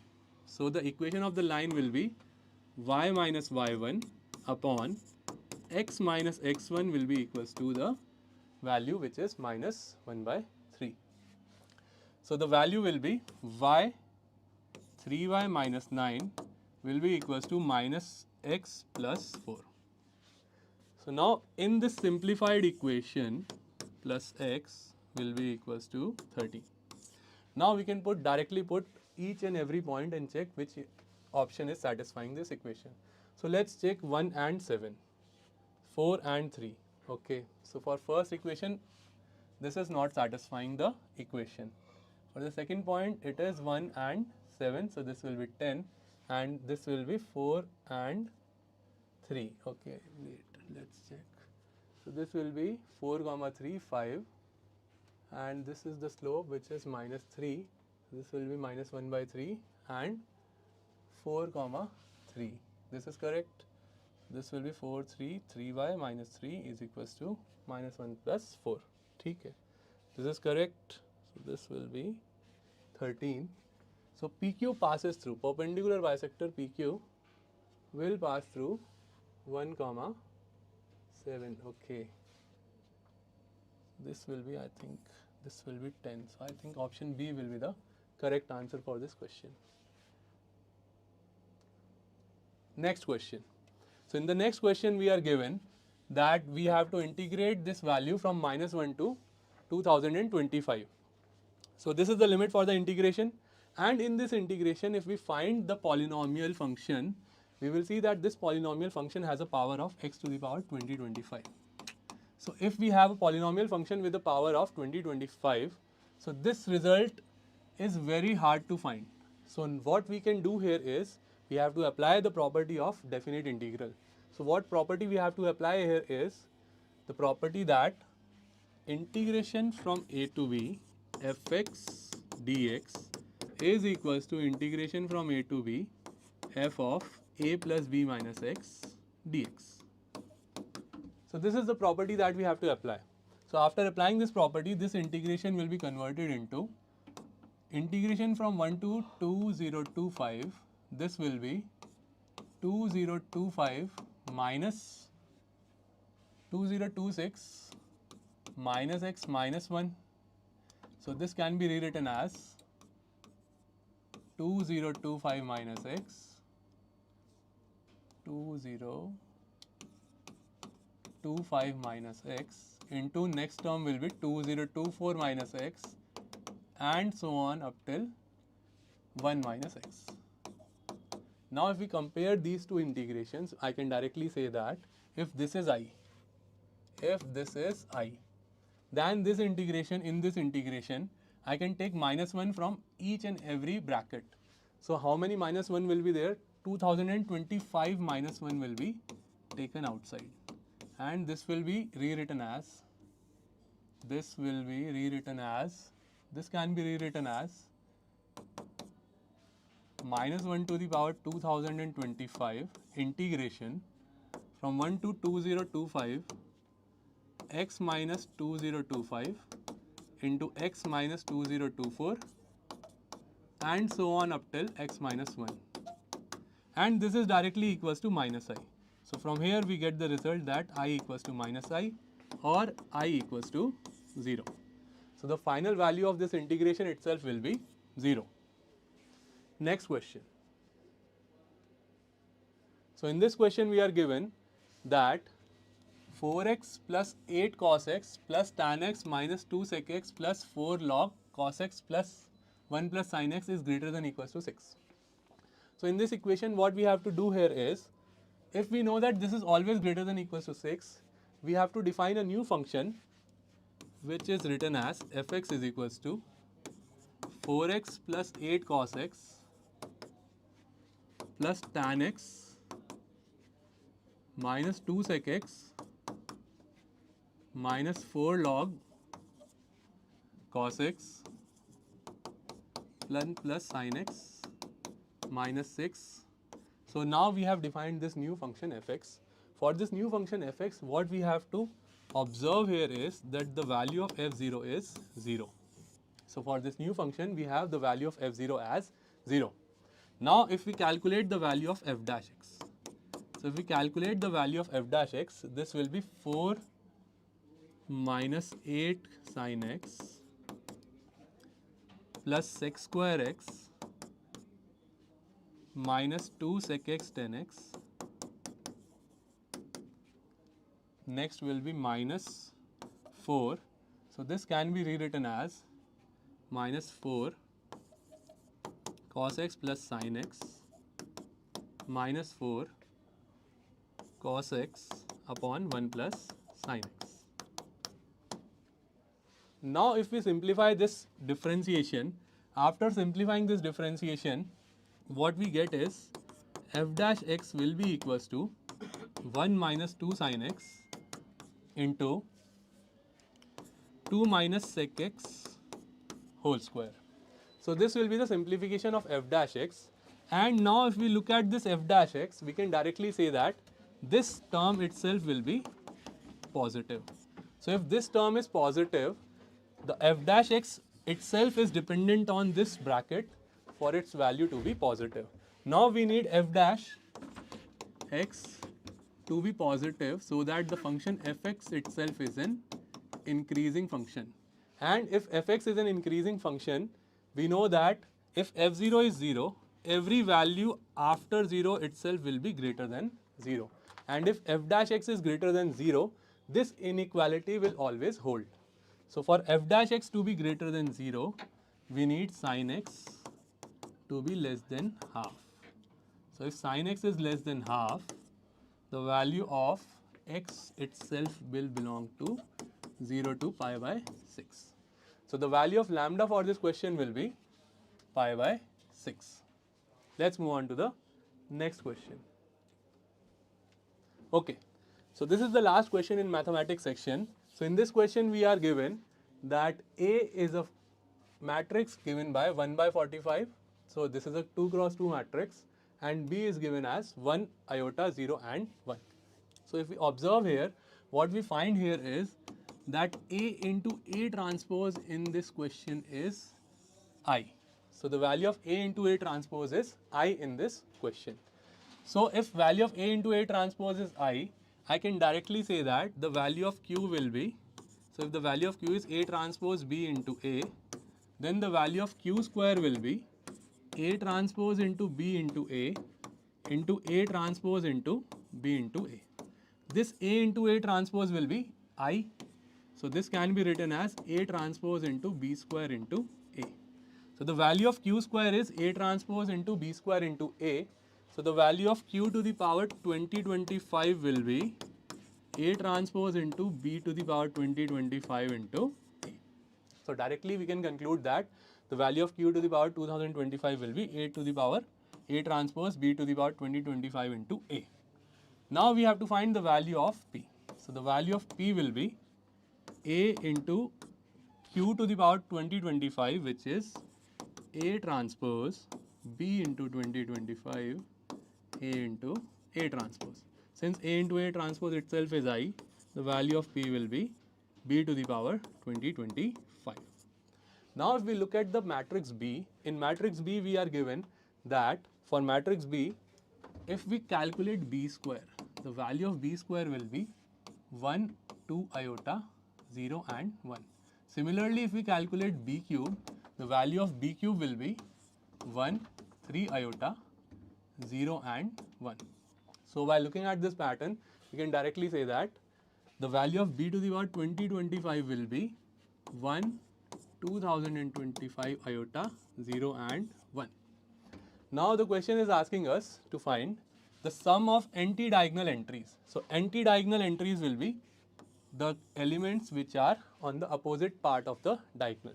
So the final value of this sum will be 2025 iota. So option C will be the correct answer for this question. So this is the conclusion for our mathematics section. Next we will continue on with the physics section of the mock. So I will invite Satyam sir to please come and explain the physics part of the section. Thank you, sir. So students may have resolved their doubts that they were struggling with in the mock, right? And now the final part comes for the physics, right? I know many of you had said that they are struggling in physics and the mock test was difficult and all. Let's see, right? Sometimes by seeing the questions we feel that the test was difficult, but I know when you will see the solutions you will realize that it was moderate one, right? It will not be so difficult, but let's see. Okay. So let's see first of all the question number 1 here.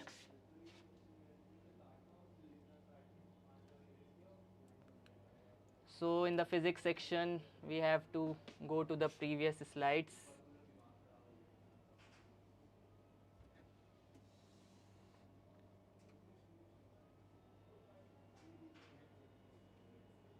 Yes, so that's the physics part.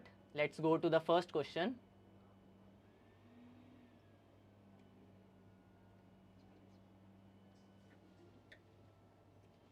Okay.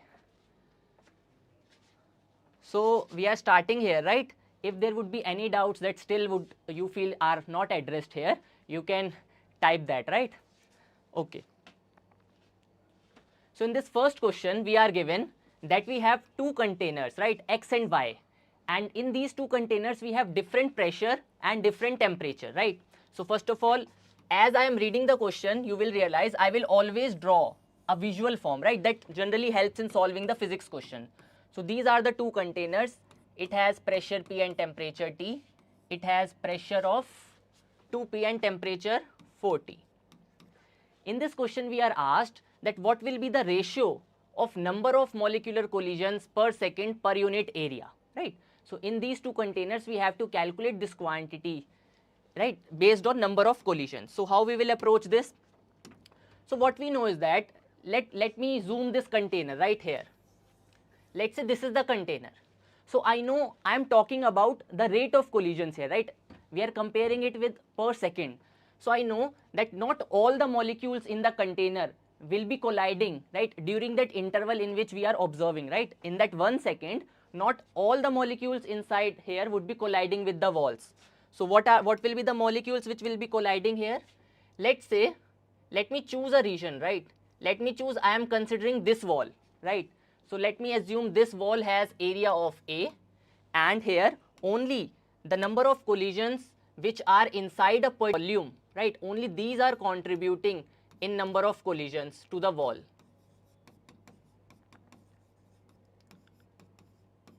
Why?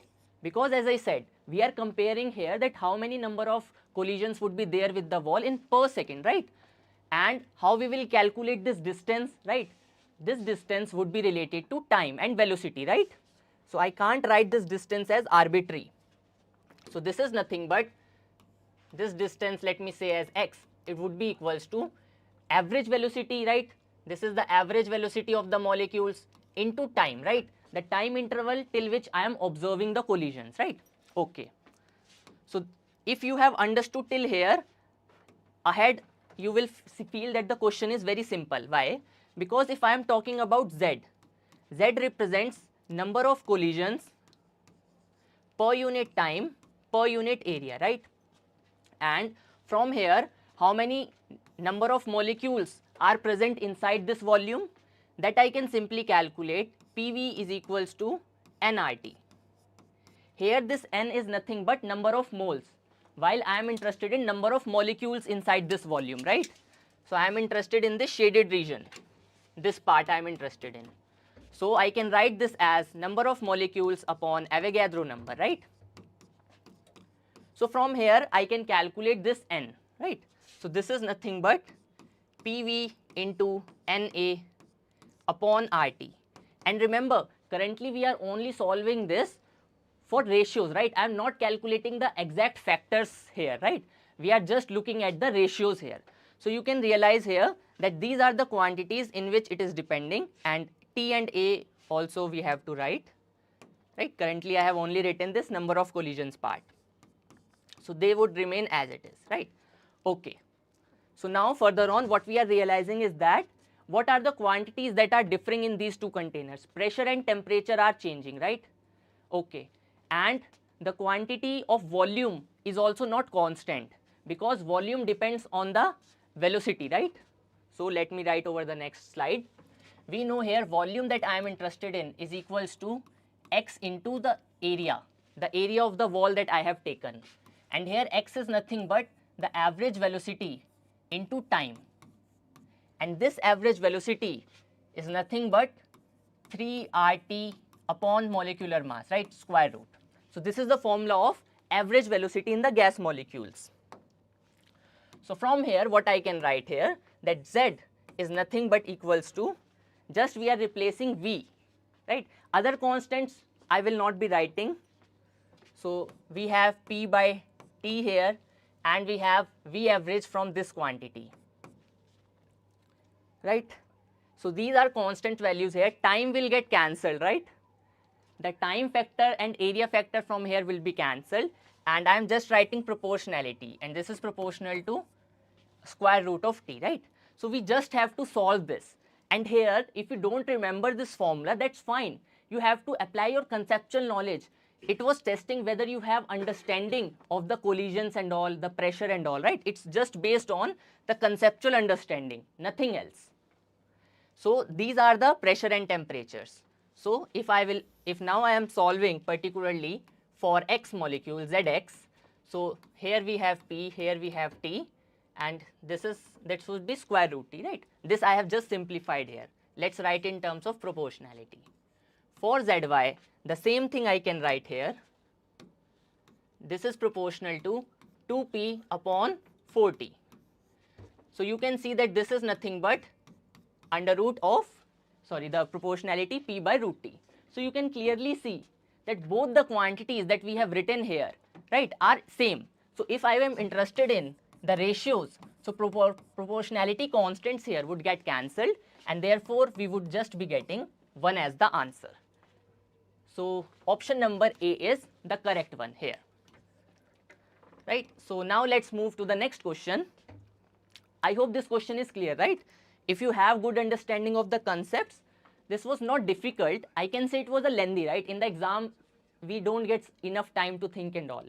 But it was not difficult, just you can say a bit lengthy, and in the stress-free environment, it's difficult to think. Okay.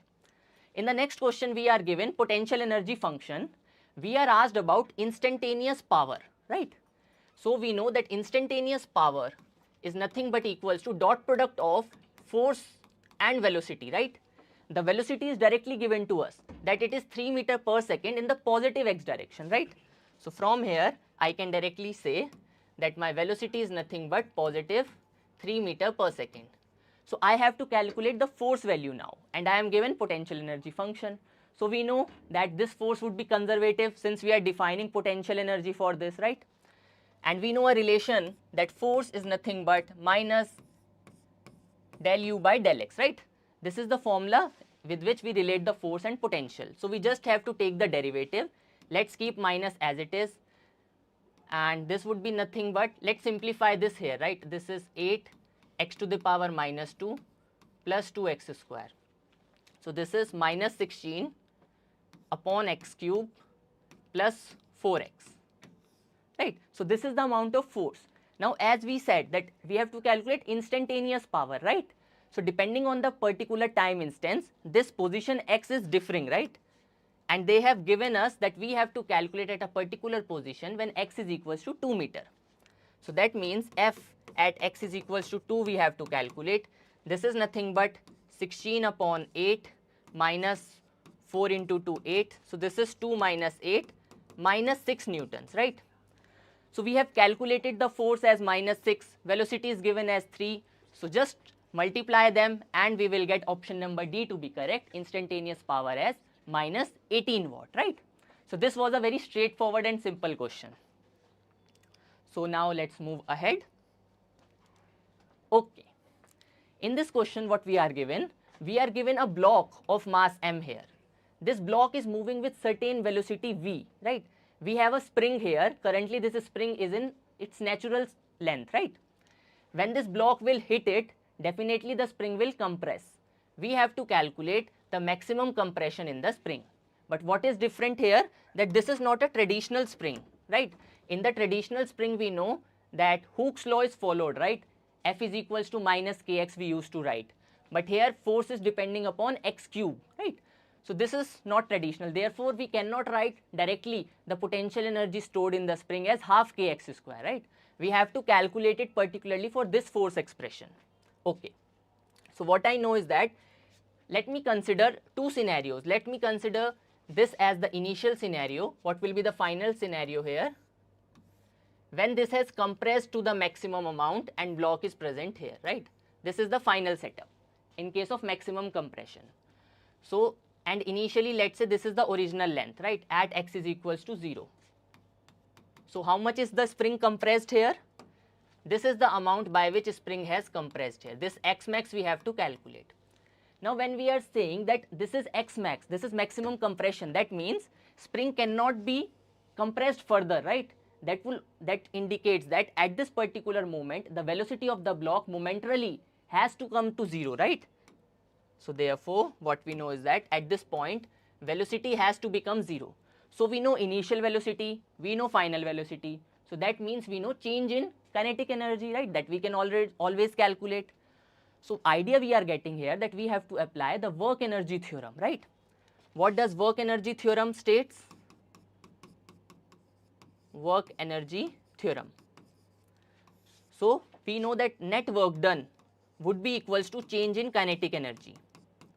What are the forces here that are being involved that are contributing to work done, right? We know there is normal force, we know there is mg, but they are perpendicular to the motion, right? So they will not contribute to the work done. Their work done will come out to be 0. So which force is contributing here? Only the spring force is contributing, because we are also assuming that there is no friction.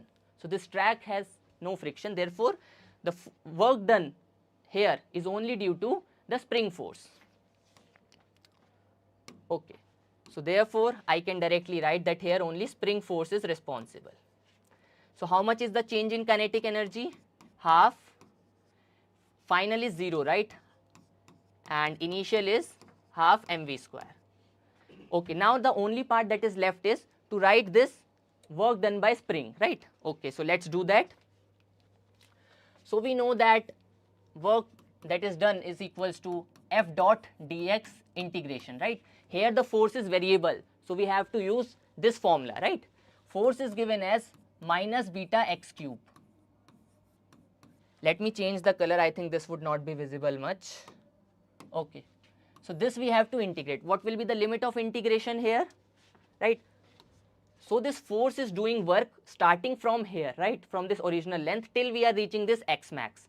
So that means from position 0 to x max, the work has been done by the spring. So from 0 to x max. So beta I can take outside. This is nothing but x to the power 4 upon 4. The limit of integration are from 0 to x max. So this is nothing but minus beta upon 4 x max to the power 4. This we have to equate equal to the change in kinetic energy. Now you are realizing that those minus sign will get cancelled. So minus half mv square is equals to minus beta to the power 4 xm to the power 4. Minus signs are getting cancelled. This 2 is also getting cancelled, right? It would simply be 2. So x to the power, so the maximum compression is nothing but 2 mv square upon beta to the power 1 by 4. Now what is the task that is left here? Just to substitute the values, right? All the values are given in the question. So x max we are calculating. Mass is given as 2 kg, velocity 4. So this is 2, velocity is 4, so this is 16. Beta is given as 800, right? This we have to calculate. So I am not solving this, right? These calculation stuff you can always do yourself. So I am just telling you the final answer here. This xm is nothing but 0.08 to the power 1 by 4, and this is closest to 0.53 meters. So this is the final answer. So which option is correct here? Option number C is the closest one, right? So this was also an easy question, just not a traditional one, right? So if you know the concept, I don't think you should be facing difficulty in such type questions. This one is tricky, right? If you haven't done this, I can agree, right? This was a difficult one. But some questions are difficult because they teach you a lot of concepts, right? So what is the concept involved here? We know that we have a conducting rod here, right? These rods are conducting. And we are moving this rod over this conducting rail, right? So this is a V shape that is being formed. And magnetic field here is constant, right? B is constant. But area, right? Area inside this is changing. This area we are talking about. This area is changing. Due to change in this area, magnetic flux is changing. If magnetic flux is changing, we know that EMF will be introduced. Correspondingly, current will be introduced. So that current we have to tell whether it depends upon time or not, and if it depends, which should be the correct graph to represent that relation. Okay.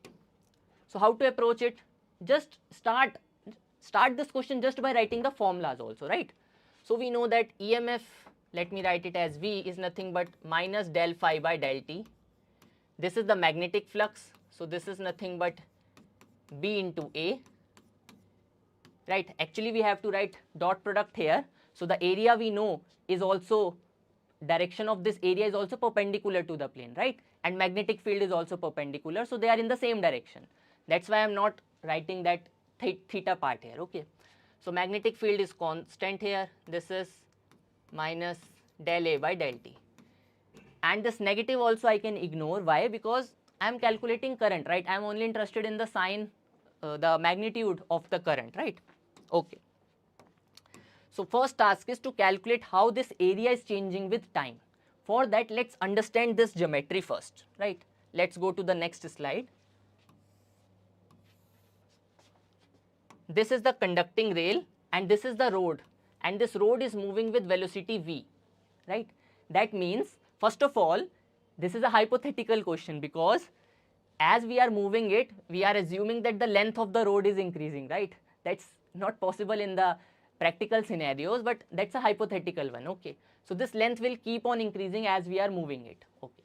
So how much is this distance? Let's say I have calculated this after time t. So in time t, how much the distance this road has covered in with velocity v and time t? This distance is nothing but v into t, right? Okay. Why I am interested in this? Because I know that area is nothing but half into base into height, and it is a triangle, right? That's why I am interested in this height and this base, right? This is a right angle triangle that is being formed here. So I have calculated that this height is directly proportional to time. Similarly, since this angle is constant, right? This angle is constant here. This is nothing but theta by 2. This full angle is given as theta, but this half angle is theta by 2. Since this angle is constant, right? So I can just write this length also in terms of this and theta, right? So I can write it as tan theta by 2 into Vt, right? So here I am just applying the trigonometry here. So you can see this is also directly proportional to t. That means, right, that clearly signifies that base is also proportional to time, height is also proportional to time. So this area will become proportional to t square, right? No need to calculate it fully, right? We are just observing the nature of the graph, right? We don't need the constants and all. Okay. So this is about the area, right? We are interested in the current. Okay, yeah, what is the doubt? Let me read it. Area of triangle, we can use Heron's formula. Yes, you can use Heron's formula as well. That's up to you. There are different ways to solve it, right? But I am using simple formula of, since it is a right angle triangle, right? That is a general formula for any triangle. But we are particularly focusing on this right angle triangle. Therefore, we are using this half area into base. Okay. Here we have calculated this EMF. Current is nothing but this EMF that is being introduced here upon resistance, right? What is the resistance that we are talking here? The resistance in which current is flowing, right? Current is flowing in this wire, right? Let me draw it again. So current is flowing in this, right? You can say on the perimeter of this triangle, the current is flowing. So this is the total length that we have to take. So this entire length we have to take. Let me say this total I am taking as L. So the resistance here that we are interested in is equals to rho L upon A. I would write it as A dash, right? Because A we have taken area of this triangle as well, and this area is different. This area is the cross section of the wire, right? This wires will have some cross sectional area, right? So that cross sectional area we are taking as A dash.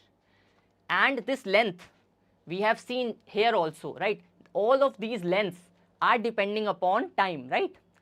Here you can also calculate by the same idea this hypotenuse, right? That would be in terms of sec theta by 2. But the main idea is that they will also be proportional to time. So here what we mean is that length is proportional to time and R is proportional to L. Therefore, I can write here that R is proportional to T. So, this and this are important, right? Now, if I will look back for the question part, so I am interested in this, right? This area I have calculated proportional to T square. So, that means since this is proportional to, since area is proportional to T square, that means here that V will be proportional to T, right? I have to just take a derivative, right? That's all. So, here V is also proportional to T, R is also proportional to T. What does that mean? That finally current will not depend upon time. Therefore, option number A is correct here. Current is constant irrespective of the time. So, I would say this was a very good question, right? Involves a lot of calculation and understanding, right? But when we practice some difficult questions, they generally help in the exams, right? So, some questions we always keep difficult intentionally, right? So that you can practice, okay? So, this was a good question. Now, let's move to the next one.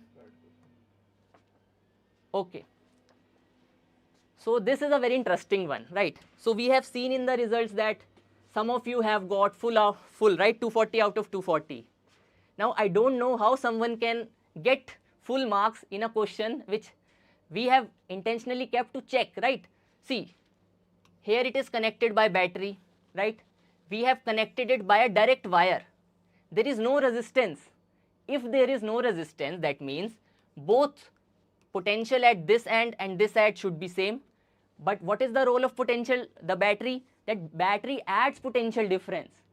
So, that means here this circuit, no current will flow, right? In this circuit, no current will flow. If there would be no flow of the current here, if capacitor initially are uncharged, later also they will not be charged, right? They will remain uncharged. So, for this question, the charge stored on the capacitor cannot change, right? And 0 is not there in the option. So, that's why, that's the trick, right? These are the ways by which we can eliminate those who are cheating, right? So, those who are smart enough, they must have left this question thinking that it would be a bonus question, right? So, always take care of such things, right? Think, right? Okay. Now, some questions, some students may be curious, if we wouldn't have attached this wire, what would be the scenario? How we would have solved this question, right? So, I would just tell you a little bit, right, about this. If this question was a little bit modified, like this.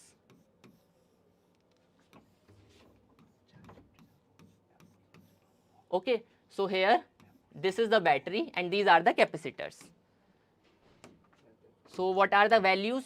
This voltage is given as 20, this is given as 10, these are 2 microfarads and these are 4. Currently, I am not writing units, right? I hope you will take care of all the units and all, okay?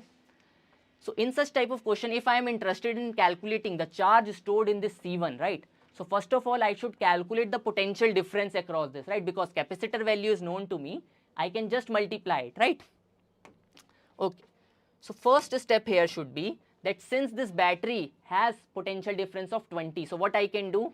I can assume this entire top part having potential of 20 volts and this part, the lower part, having potential of 0 volts, right? This I can always assume.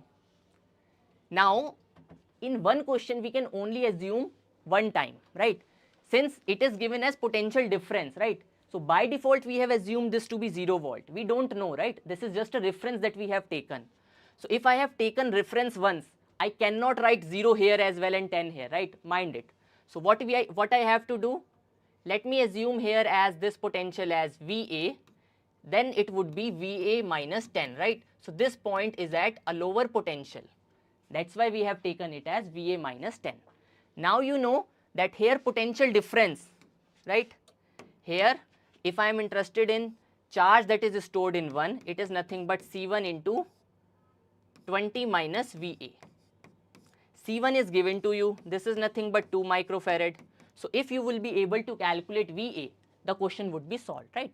But actually the question was this, right? I am just telling you if for the exam purpose the question would have been changed, how you would have approached this question, right? That's why I will not be solving this fully, I am just telling the approach. Now how will you calculate this VA, right? That's a tricky one. For that, you have to understand how the charges are flowing here, right? So let me assume that this charge here is nothing but Q1, this as Q2, this as Q3, this as Q4, and this as Q5, right? So these are the charges that I have taken.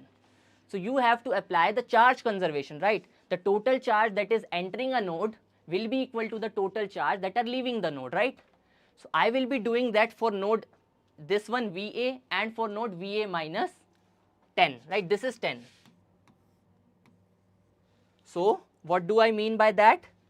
That Q1 plus Q3 is equals to Q4, and Q2, right? We will also be checking this, right? Q1 plus Q3 is equals to Q4, and Q2 is dividing into two parts, Q3 and Q5. Some of you may ask that why we have taken those directions of the charges and all. We don't know, that's a convention, right? You can take anything. Ultimately, the positive and negative signs will take care itself in the question, right? So in this question, what you can do, you can just add them. If you will add them, Q3 will get cancelled, right? It would be nothing but Q1 plus Q2 is equals to Q4 plus Q5, right? Here this charge Q1 is nothing but C1 into 20 minus VA. This is what we have to calculate ultimately, right? Plus Q2 would be, right, let's check. Q2 is, yes, C2, and then here we have potential of 20, right? So it would be 20 minus VA minus 10. 20 minus VA minus 10, right? So this we have currently written just Q1 plus Q2, right? Let me explicitly write it, Q1 plus Q2. Similarly, we have to write this Q4 and Q5, right? I hope you will be able to write a similar way, right? You just have to take the potential difference. Here it is just VA, here it is VA minus 10. So this is nothing but C3 into VA plus C4 VA minus 10. Only variable that is present here is VA, right? When you will equate it, you will get the value of VA. Once you have got the value of VA, you can also calculate this, right? So I would say, even if there would not have been mistake or these types of things, the approach for solving such questions you should be aware of, right? So that's how we approach the questions. Okay. So now let's move to the next one. This question, I don't think you should face difficulty if you have a good understanding and the ability to convert the language of the question into the figures, right? Here it is mentioned that we have a rod of length L, mass M and area A. It is suspended by the two springs, right? We know that since it is suspended in this liquid, right? So what is happening here? I'm talking about first of all initial scenario. So in the initial scenario, let's say this is water here, and this is the block, right? This block is attached to the springs here, right? So this block has certain weight, right? And that weight is being balanced by the other forces, right? What are the forces involved here? We know, if I am drawing FBD for this, right? We know the weight is downwards, right? mg is downwards. The buoyant force, FB, this is the buoyant force I am writing, right? This buoyant force will be in upward direction. What would be the direction of the spring forces, right? So the spring forces will be stretched, right? Since they are stretched here, so they will try to restore them back. And this is a parallel combination of the spring, right? So they would have been contributed to Kx. So in this scenario, what we know is that there would be 2 Kx as well. So that's how you can find the equilibrium point, right? That is for the equilibrium, right? But here what is given in the question, that further on what they are doing, they are saying that they have a magnetic field which is perpendicular to the rod, right? The direction is given. This is into the plane, right? And they are starting current. When we will start flowing current through the rod, what will happen? We know that a force would be developed here. That force is nothing but I L cross B, right? If I will talk about the direction, I know current is flowing in this direction, right? Magnetic field is into the plane. So after curling it, my thumb is giving me the direction of the force, which is in the downward direction.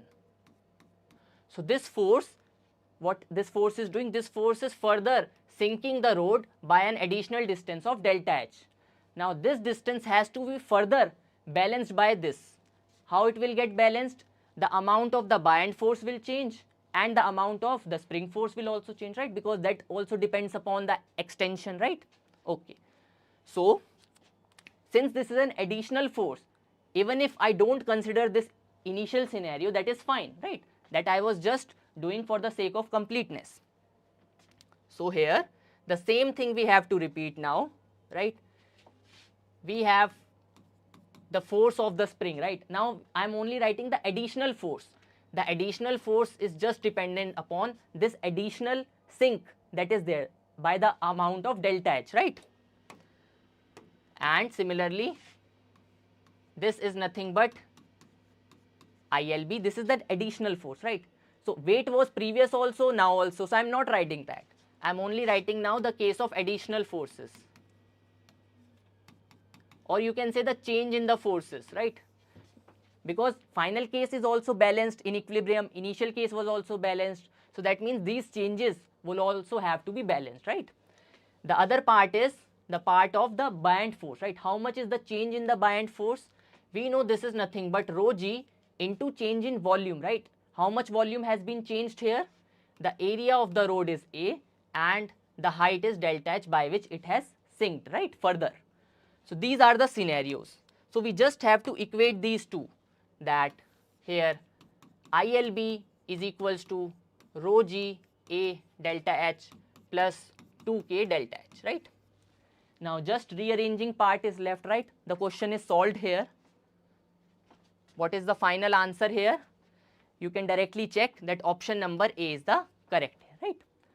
So again, this question was not difficult at all. It's just that it involved multiple forces, right? So that's what they can also test you in the exam, right? But concept wise, this question was very easy. Okay. Okay. This is the next question. Here what is given? We have ideal gas containing monatomic molecules. If molecules are monatomic, we know that adiabatic constant gamma for monatomic is nothing but 5/3, right? We have temperature T1. Associated with the temperature T1, we have de Broglie wavelength, right? Which is associated with root mean square velocity. Okay. Now just as we are reading question, I would be try to understand it, try to write it some in mathematical form, okay? Okay. So I know that de Broglie wavelength is related to h by p. Here this is nothing but momentum. Momentum I can always write as m into v. Since they are talking that associated velocity is Vrms, so I can write here as Vrms, right? So this Vrms depends upon the temperature. What is the relation here? We know that Vrms is nothing but 3 RT upon molar mass square root, right? So that's the dependence here. So what do we mean here? That lambda is inversely proportional to Vrms, which is directly proportional to square root of t. So using this, what I can say, that lambda is directly proportional to 1 upon square root t, right? Only this thing was needed here. Why? Because they are saying that now they are undergoing adiabatic expansion. So what happens in adiabatic expansion? That this relation holds, right? PV gamma is equals to constant. But they are talking about volume here, right? And we are talking about temperature here. That means we have to eliminate P, right? We don't need pressure here. So in case of temperature and volume, this is the equation of adiabatic constant, right? So this relation we know, this relation we know. Now it's just the matter of the calculating the ratios, right? Conceptually the question is already solved now. So how do we write it? This, I can write this is directly proportional to V to the power 1 minus gamma, right? So let me write it here, that lambda is directly proportional to 1 upon v1 minus gamma, and this is a square root. So in the handwriting it may be confusing, right? This is gamma and this is v, right? Okay. And gamma is known to us, so at least this I can simplify a bit, right? Gamma is this. So gamma minus 1 would be nothing but 5 by 3 minus 1. This is 2 by 3. So if I am solving this here, so this is nothing but 1 upon v minus 2 by 3. And here we have a square root also, right? So these are the relations. So that means if I am squaring both sides, right? Let me square both sides. This is proportional to 2 by 3, right? Minus 2 by 3 is there. So we can always take that later on to the above side. So this I can write as 1 upon v minus 2 by 3, right? So a little bit rearrangement is just left, right? So these are the scenarios here. So what are the quantities that are given here? We want to calculate lambda 2, right? So lambda 2 upon lambda 1 if I want to calculate, this is nothing but v2 upon v1 to the power 2 by 3. How much is the change in volume? So volume is changing from v0 to 8 v0, right? So that means v2 is nothing but 8 v0, this is v0, this is 2 by 3. So v0 will get cancelled. So this is nothing but equals to, right, 8 is there, so we have to take cube. Oh, this is also square, right? I forgot to write square here, right? Note this thing, okay? So this is nothing but equals to 4, right? And therefore lambda 2 by lambda 1 will be equals to square root of 4. This is nothing but 2. So we can write lambda 2 is equals to 2 into lambda 1. And that was asked in the question, right? The relation was asked, therefore option number A is correct, right? So that's how we interlink different concepts, right? The de Broglie wavelength one, RMS, and this concept of adiabatic constants, right? Just multiple concepts were merged, but in these concepts, importance is just remember these relations. If you know these relations, writing in terms of ratios and all, that's just the mathematics part, okay? Moving to the next, okay, this question belongs to ray optics, right? Here we are given a convex mirror and an object is placed 40 centimeter away from it, right? This convex mirror has a radius of curvature as 40 centimeter. We know focal length is nothing but r by 2, right? So therefore, f is nothing but r by 2, that is 20 centimeters. So I know u, right? U is nothing but 40 centimeters. But important note is, it was 40 centimeter when there would not have been anything present here, right? Here we are adding a medium of refractive index 1.5, this is a slab, this has thickness 12 centimeters. We know due to slab there is a shift that happens, right? What is that shift? I know you remember the formula, right? If there is a slab here, present here, and this is the object, right? And let's say here we have observer, right? Here we have observer. So if we are observing from here, we will not see object O at the same distance. There would be an apparent distance that we would see, right? Let's say that apparent position is O dash. So there has been a shift, right, in the position. That shift is given as T into 1 minus 1 upon mu, right? Mu is the refractive index of the medium here that we have introduced, right? T is the thickness. All these things are given to us in the question. So let's calculate it. This is nothing but 12. This is 1 minus 1 upon 1.5. That means it is 3 by 2, right? Okay. So this is nothing but 12, 1 minus 2 by 3. So this would simply be 12 by 3, therefore 4 centimeters. So it has been shifted by 4 centimeters. That means the object that if there was no medium here was at 40 centimeter, but now the mirror will see the object as 36 centimeter, right? So let's draw over the next slide, right? Now this convex mirror will see the object as 36 centimeters, right? This was the point and it has been shifted by 4 centimeters. Okay, so U is given as -36, focal length is given as 20. We just have to calculate the position of the image. So just apply the mirrors formula here. 1 upon f is equals to 1 upon v plus 1 upon u. 1 upon v we have to calculate. This is -36. This is 1 by 20. Solve this, right? Calculation part I am leaving up to you. The position here that you will get will be closest to 12.8 something, right? So everything I guess is given in terms of centimeters. So this will also be in centimeters. Therefore, the closest option here is 12.4 centimeter behind the mirror, right? So we know that this will form image here because it is getting positive value, right? So positive means that it would be here. Now some of you may wonder that why we are not again applying the same thing, right? That we may have done if they have not asked it with respect to mirror, right? They are asking relative to the mirror. So that means observer is present at this side only, right? Not this side, right? If we would be observing from here, right? Then again we had to apply the same concept of the shift and all here, right?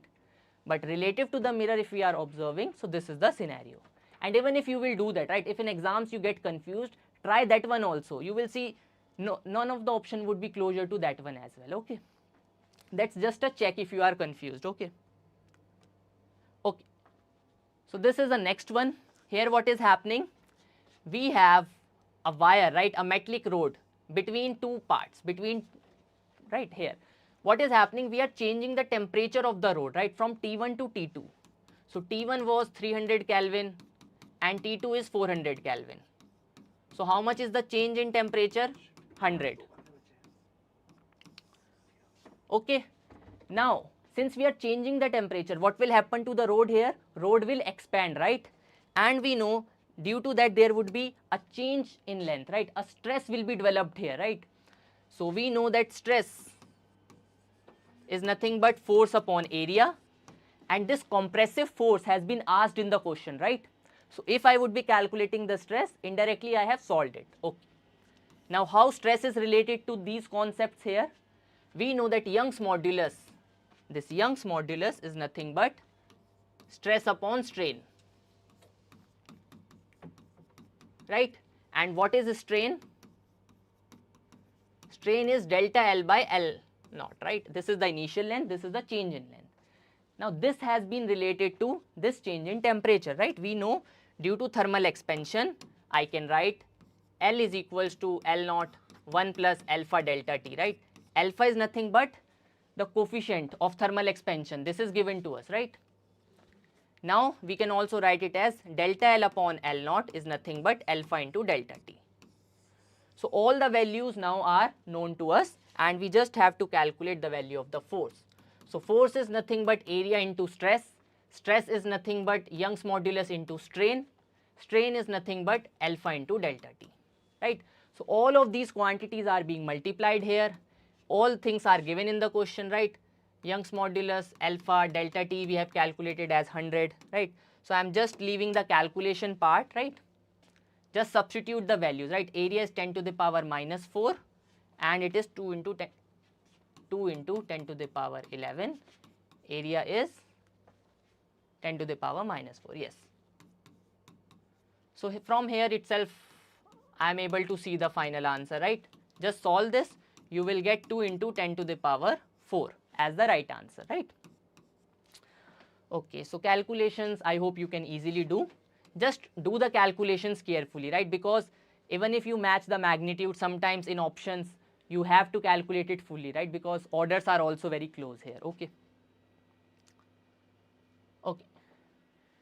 This question I feel by language you may feel that it's a lengthy one, right? It may be difficult and all. But if you will start solving it and solve it step by step, you will realize that it's an easy one. Why? Because we have to calculate percentage of the total rest mass that is converted into kinetic energy Q, right? So here Q is nothing but the energy that is being released here, right? This is Q value. Q value we can write in terms of binding energy as binding energy of the product minus binding energy of the reactant, right? That means since binding energy per nucleons are given, this Q we will be able to calculate, right? The other thing that we have to calculate is this initial rest mass, right? So we are interested in this initial rest mass, right? Okay. So because this was the initial scenario, right? This is final after the reaction. So if I am talking about this initial rest mass, let me denote that initial rest mass by E, right? I am denoting it by E. So this quantity E is nothing but equals to mc square, right? The rest mass that are present initially into c square, right? And how much is the mass that we are contributing here, right? This lithium has a mass number of 7, right? This proton has a mass number of 1. That means this is nothing but 7 plus 1, 8 AMU, right? 8 AMU of mass is there into c square. Now we know that we can easily convert this AMU into mega electron volt per c square, right? So 1 AMU is nothing but 931.5 mega electron volt per c square, right? Just substitute this, right? So this is nothing but 8 into 931.5 mega electron volt. So we have calculated this E, right? What we have to calculate? We have to calculate percentage change, right? How much of this has been converted? So in this percentage in which we are interested in is nothing but Q. How much is the energy released out of the total rest mass energy? Since we are interested in percentage, so we have to multiply it by 100, right? So that this was to do, right? Rest is a bit simple thing, right? Q, I hope you will be able to calculate, right? How you will calculate the Q value, right? Okay, let's do that. You have to calculate binding energies of product and reactant, right? What are the binding energy of the product here? So product, if you will see, is nothing but 2 helium atoms, right? So here we know that first of all, since we have 2 helium atoms, so both will contribute, and each helium atom has 4 number of nucleons, right? And we are given binding energy per nucleon, right? Binding energy per nucleon for helium is given as 7.06, right? So let me highlight again here. This is binding energy per nucleon, right? Don't always write just binding energy per nucleon as binding energy, right? You have to consider this. And similarly, binding energy of the reactant, if I will consider, there is a lithium, right? Lithium has mass number of 7 and binding energy for lithium is given as 5.60, right? This is also in mega electron volt, this is also in terms of mega electron volt, right? So just by subtracting them, you can calculate the value of the Q, right? And finally, you can calculate this value. So you can solve this, right? I am not solving it fully, just I will write some of the direct values, right? This Q you will get as 17.28, this E you will get, right? Let me check it. So I had solved it, right, on paper. So I am just writing the final expression after the calculation. So that expression was basically after solving this, it is 7452. I am writing this so that if you are verifying this, you can check what are the individual values, right? And this will nothing be equals to 0.23 in terms of percentage, right? Therefore, option number B is the correct one here. Some of you might think that why we have not considered the binding energy of this part here, right? This one. See, this is just a proton, right? We have written it like this, but this is actually just a proton. So how you will write the binding energy of a proton, right? For binding energy, you know that there have to be multiple things, right? So that's why we don't need to consider that here, since it's a single proton that we want to write here. This we have written it symbolically. Okay, so that was all about the question. Moving forward to the next one, here we are given a transverse wave, right? In this transverse wave, we have to calculate the velocity of the particle, right? Velocity of the particle we have to calculate at a particular time, right? When the displacement in y is 0.05 meter. And the wave speed is also given to us. So how to approach such type of question? So there is a direct formula here which relates the velocity of the particle with velocity of the wave, right? And this is the direct formula.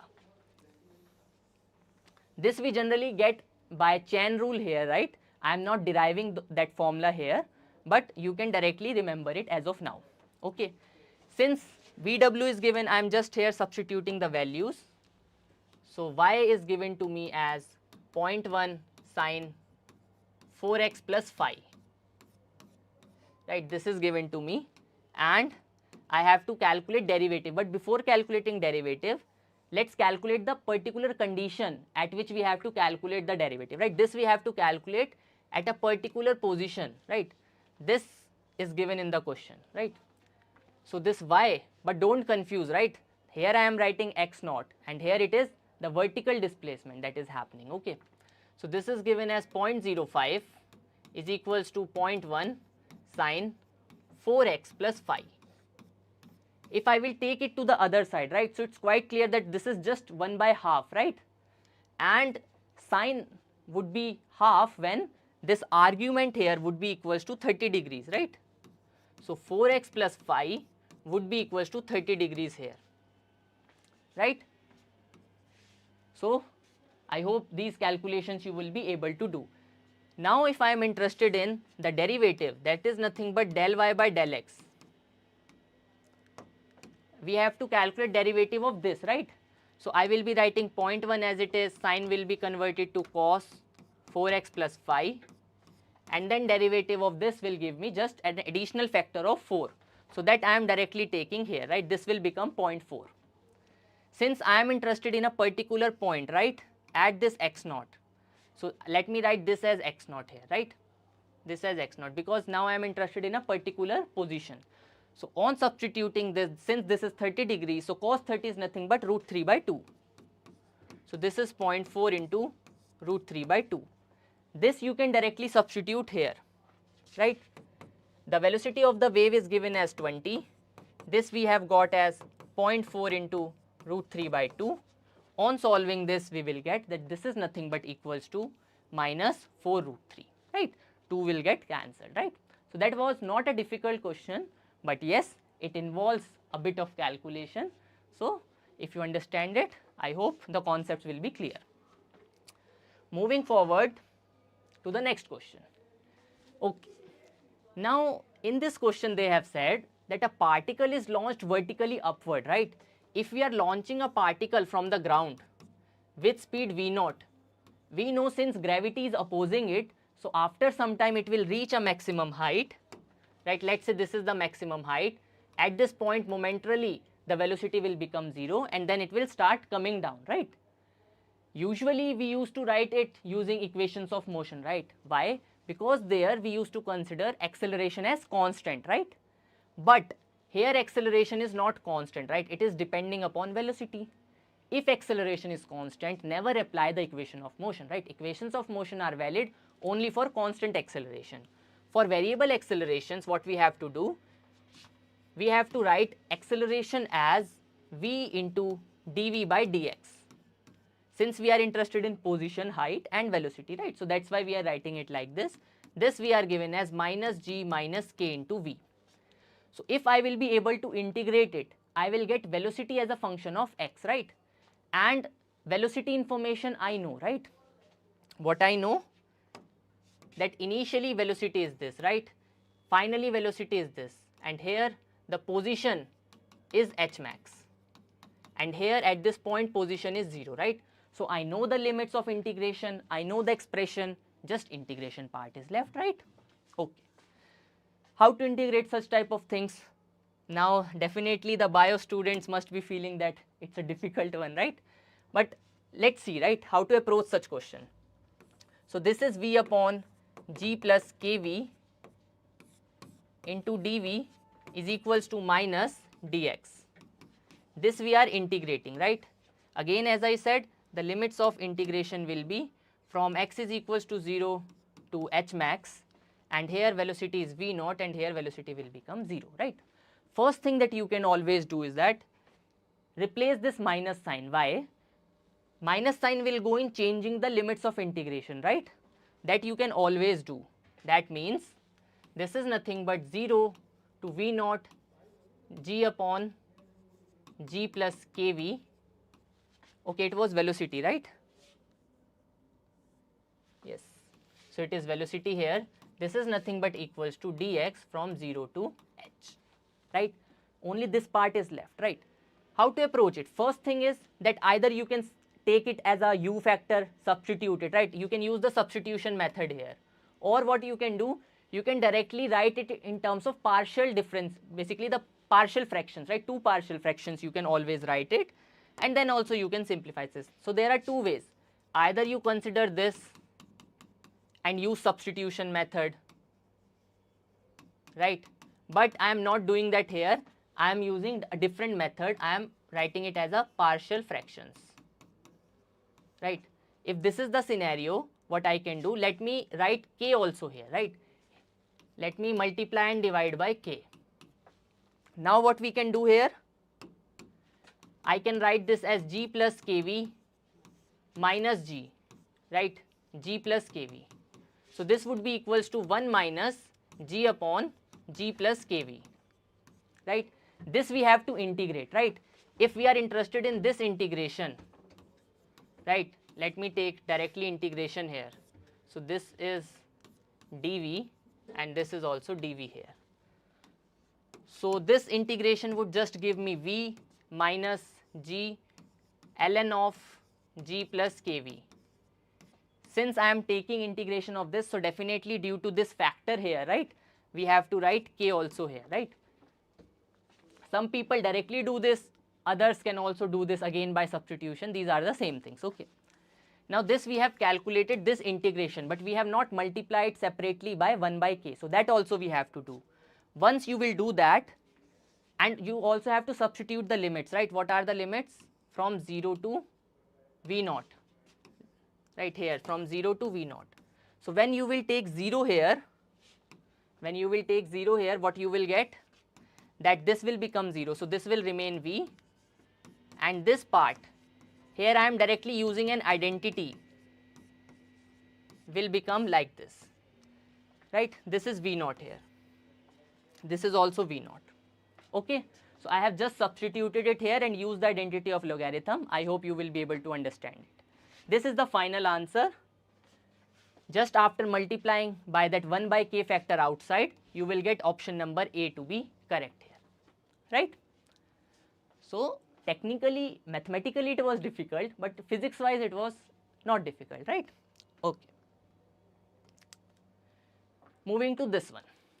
Now this you should not solve it at all, right? This is a conceptual question that we have kept.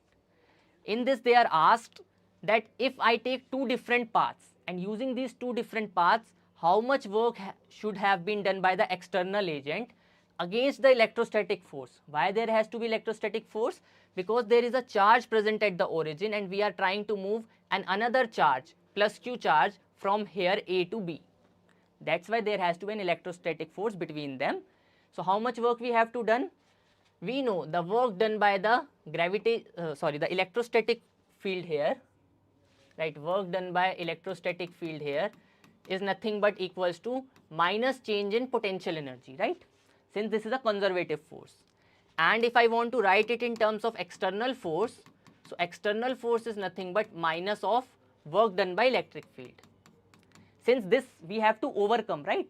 So that's why a negative sign comes. This would nothing be but minus del U. Now what is the change in potential energy here? Finally we want to keep Q at B point, right? So UB minus UA. What is the potential? If this distance is A and this is also A, the charges are also same. So potential energies are also same, right? Potential energy is nothing but K Q1 Q2 upon R.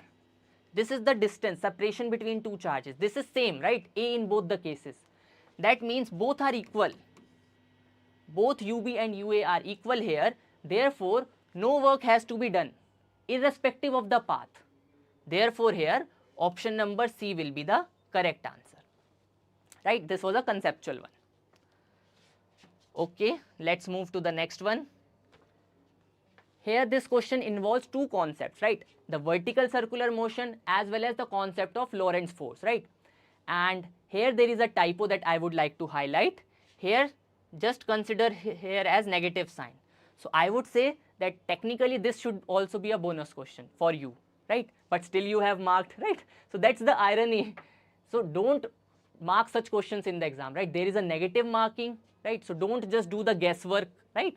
Mark it only if you are sure, and at least if you have eliminated 2 of the options, right? Otherwise don't mark it. Okay.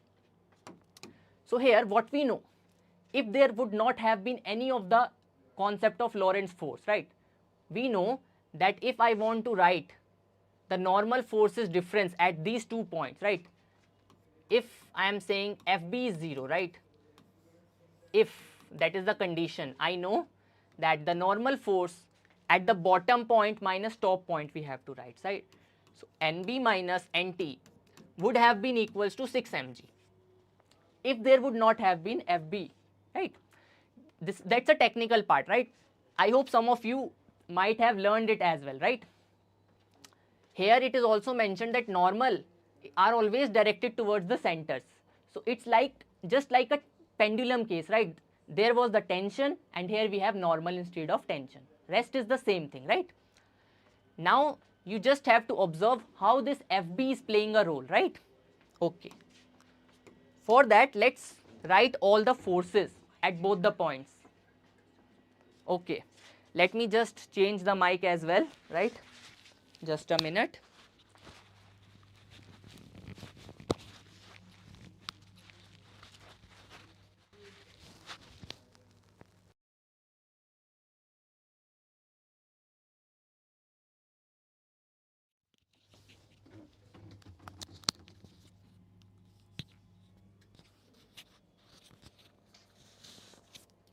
Okay.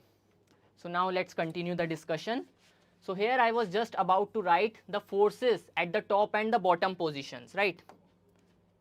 So at the bottom position, if I am considering, definitely there is mg, there is a normal force towards the center, and there is an additional force due to Lorentz force, right? Since magnetic field is inside, right? This is the direction of magnetic field, and the direction of the velocity is this, right? This is given as V naught. So what is the direction of the force? Force is nothing but q v cross b,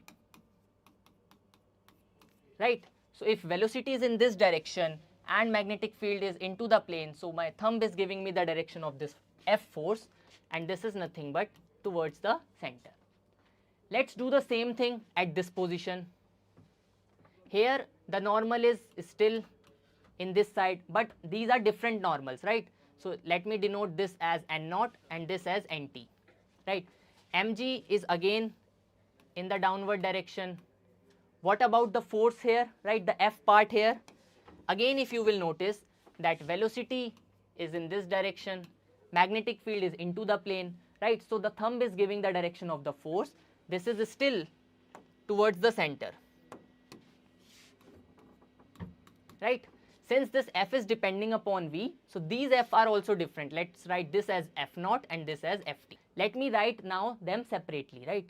Let me first of all talk about the top part. I know these 3 forces are contributing to centripetal force, right? Therefore here at the top position, if I am writing mg plus this nt plus this ft is equals to mv square by r. Here let's write Vt, right? Velocity at the top part. For the bottom part, mg is in opposite direction, right? So I would write minus mg plus n0 plus f0 is equals to mv0 square by r. So these are the forces that currently we have written. So you just have to observe, if you will subtract them, how the forces are playing the role, right? Other parts will be similar, right? So that means I am interested in calculating n bottom minus n top. So I am interested in n0 minus nt. If these things will get to the other side, what is the expression here? n0 minus nt. So this will become 2 mg, right? And this is nothing but plus ft minus f0, right? And here we have plus m by r as it is, and this would be v0 square minus vt square, right? So these are the expressions here. Now this part will contribute to 4 mg, right? That would have happened if these f was 0, right? That's what I am discussing here. This part will contribute to 4 mg. We just have to observe this part, ft minus f naught. So this ft minus f naught is nothing but equals to q and b you can take outside. This is nothing but vt minus v naught. Now if you will compare the options, right? We have taken a minus sign outside. So this is nothing but 6 mg plus qb vt minus v naught, and that's what we are getting, right? Those who are confused how we are getting that part as 4 mg, right, the part that I am leaving here, right, that's not difficult at all. You can apply conservation of energy at these 2 points, right? So that you will get by conservation of energy. So what we know is that here, if I am assuming this to be a reference potential as 0, so I know that half mvt square plus mg into height, that is 2r, is equals to half mv naught square, right? From here you will be able to calculate that, right? So this is 4 mg. So that's all about this question. Now coming to the last question, that's very simple one. Here we are given Young's double slit experiment, right? So for the Young's double slit experiment, they are asking for fringe width beta. So beta we know is nothing but lambda into capital D upon small d. Wavelength is given to us, right? That is 600. This currently we are calculating in air, right? D is given as 0.5. This is in mm, right? Let's also write this in mm. And capital D is given as 1, right? So this would be in terms of meter only, right?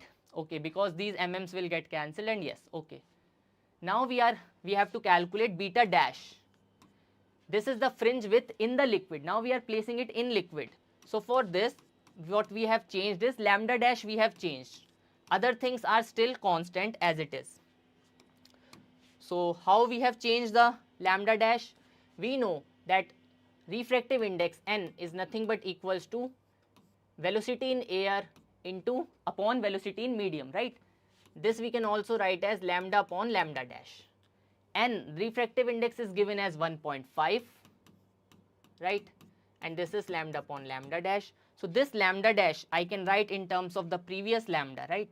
That is nothing but 1 upon 1.5 into lambda d upon small d. So just this part I have to multiply, right? 1 upon 1.5 into whatever you will calculate from this, right? Convert them into units, right? Remember, this is you are getting in meters, right? This also you will get in meters. So you have to make conversion of units. Finally, you will get option number A to be correct one. Calculations I hope you will be able to do. So final answer is 0.8 mm. So that was all about this physics mega mock. So I hope now after the discussion you will feel that not all questions were difficult. Some of them were lengthy, I agree, right? But that's how you will be able to practice for the exams. So that's all now. Invite Nitesh sir to discuss the chemistry part. And let's open that chemistry part.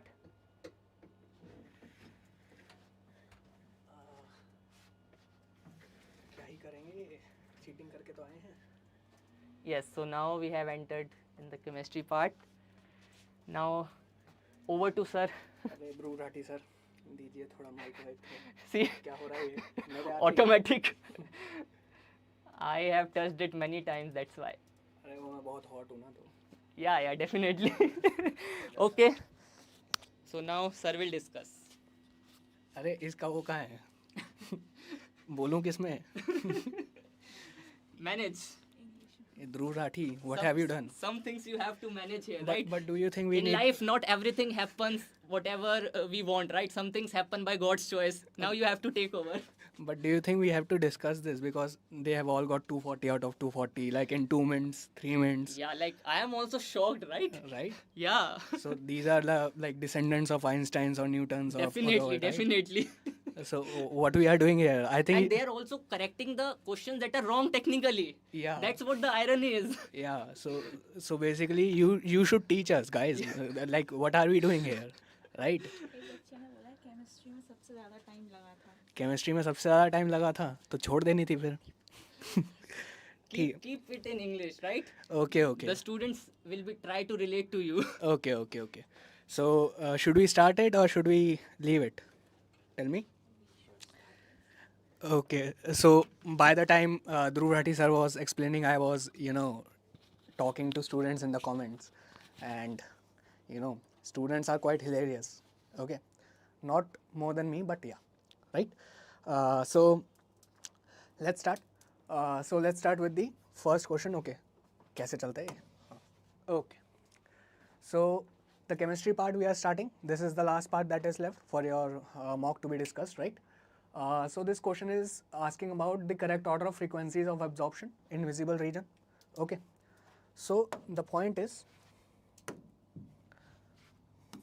you have to see 2 or 3 things for the frequencies or for the wavelengths of absorption. Okay. So for any coordination compound, the frequency, or I would say del naught or del, is directly proportional to this energy gap for coordination compound is directly proportional to first metal factor or metal oxidation state, then it is directly proportional to the size of the metal, or it increases down the group for metals. What has happened? Okay, recording has stopped. Okay, fine. Metals. And last but not the least, third, it depends on ligand,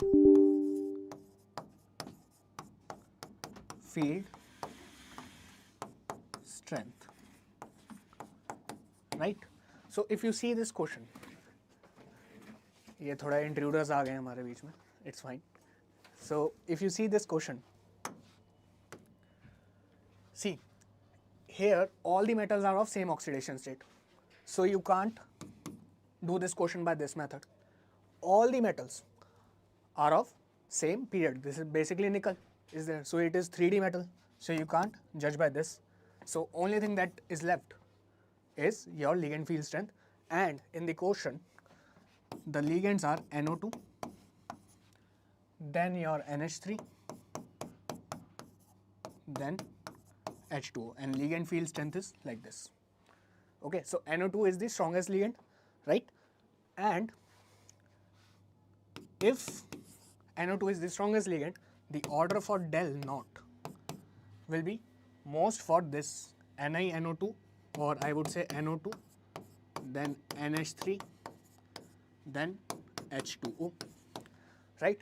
And higher the gap between, or higher this del naught O, del O, more is the frequency absorbed and lower is the wavelength absorbed. So you can write it here. Frequency absorbed is directly proportional to del naught O, and wavelength absorbed is inversely proportional to del naught O, right? So basically we will use this one. So your answer will be D, right? Is this fine? What are you guys saying? हाँ छोड़ देते तो न्याय होता, ठीक है. So let's move on to next question. Okay. So I hope this is fine. The previous question was understandable. If not, you can write in the comments because I am seeing your comments as well, right? Let's move to question number 17. So basically, I'm not going to read this whole, question, right? Because I made the paper, so I know what the question is. So it is asking about your period and group, right? And block of your element which is of 88 atomic number, right? So you all know this is easy question, so I'm not going to go very much deep into it. So you all know that atomic number of your radon is 86. Why we are looking at radon? Because for such type of question we always have to look at the atomic numbers of the noble gases, because it makes it easier for us to then identify the element that has been asked in the questions, right? So this is the noble gas of 6th period.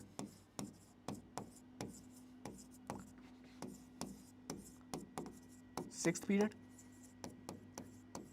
So the element with 88th atomic number will obviously come after 86th. So this is noble gas of 6th period, which means the last element of the 6th period. So basically 88th atomic number element will come in 7th period. Simple. So you can identify the period by this. 88, 7th period. Simple. Now period is done. After that you have to add 2 electrons in 86 for gaining 88. So first electron will go in first group, right? If you look at the periodic table, that's how it happens. Because 6th period will end with radon, then first electron will be going into the first group of the 7th period. Then second electron. Okay, this is first electron. Then second electron. It will go into second group. Okay, and both of these groups belonging to S block. So we have to identify the second electron only, because after adding 2 electrons 88 atomic number element will be formed, right? So this will be 7th period, second group, S block. 7th period, second period, S block, right? Is this fine? Okay. So let's move on to question number 18. This was also an easier question. Which of the following molecules have a bond order of 2? So basically, in all these options, whatever you are saying, instead of O2, except O2, rest all other options in C, in N2, there will be sp mixing. So pi 2px and pi 2py will come before sigma 2pz, right? Simple. So if we see for C2, C2 contains your 12 electrons. So let's do it. Sigma 1s, sigma star 1s, sigma 2s, sigma star 2s, pi 2px, pi 2pi. Then we have to fill 2, 4, 6, 8, 10, 12, right? So if we have to find bond order, it is number of bonding electrons minus antibonding electrons. So bonding electrons are 2, 4, 6, 8. 8 minus 2, 4 by 2.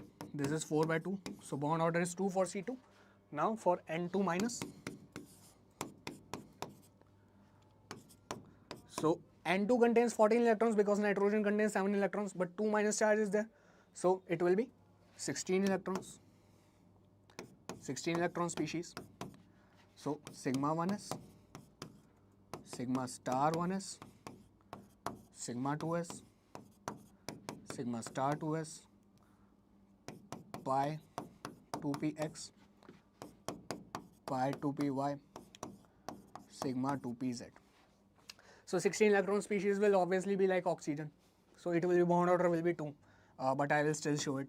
2, 4, 6, 8, 10, 12, 14, then pi 2px, pi 2py star. So 15, 16. So bond order will be bonding electrons 2, 4, 6, 8, 10 minus antibonding electrons 2, 4, 6 minus 6 by 2. So this will be 4 by 2, then again 2. So basically your correct option will be C2 N2 2 minus. Is it fine? तुमने A टिक किया था? Okay. Okay. चलो. So in this question basically it is saying that mx3 dissociates into m3 plus and x minus, right? So first write the dissociation. So I am using different colors now. Okay. mx3 will be dissociating into M3 plus and 3x minus, right? Because one molecule will give 3x minus ions, right? So basically one molecule will give 4 ions. Is that fine?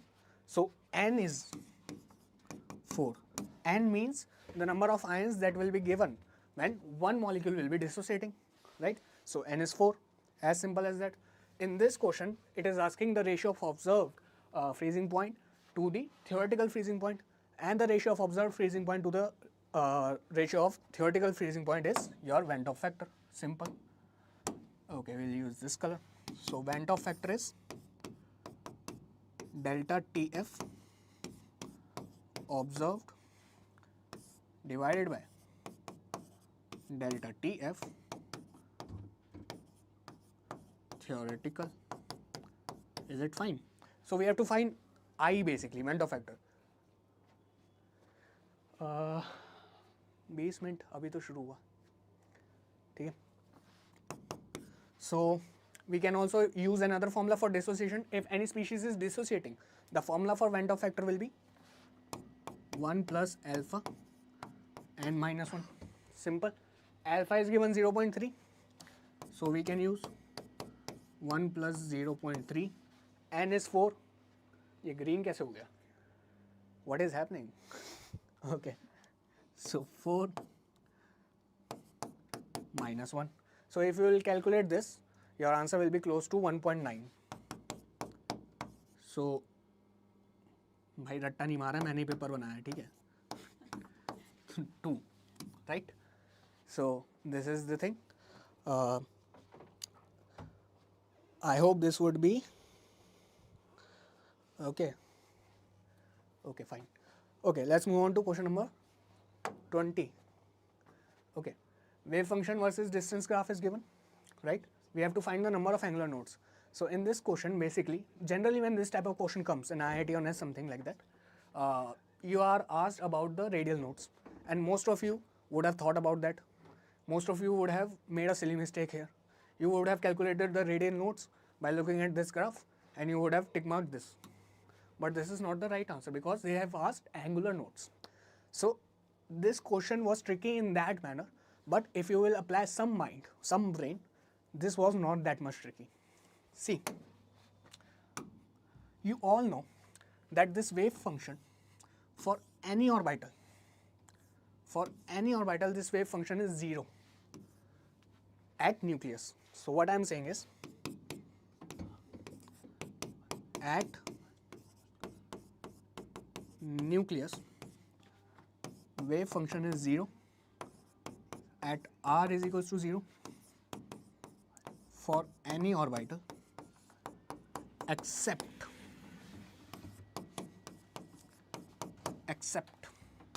s orbital.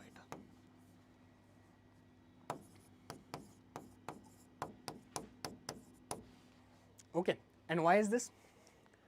I won't tell you, this is your homework, because according to this statement, at nucleus for s orbital there should be electron. If wave function is not 0 at nucleus, at r is equals to 0, if wave function is not 0, then there should be electron at nucleus. But that is not possible. We all know that. So why is this? So this is your homework. You can do this. You can search about this. Why is this? But the point is, for s orbital, at r is equals to 0, at r is equals to 0, wave function is not equal to 0. So this is the curve for s orbital. We don't care about n, l, m, whatever, but we know that this is for s orbital, and we all know that for s orbital there are only radial nodes present, there are no angular nodes in s orbital. So basically, no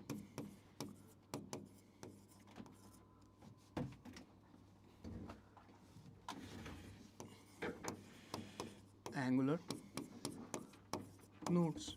So your answer will be 0, right? Because for S, your L value is, wait, L value is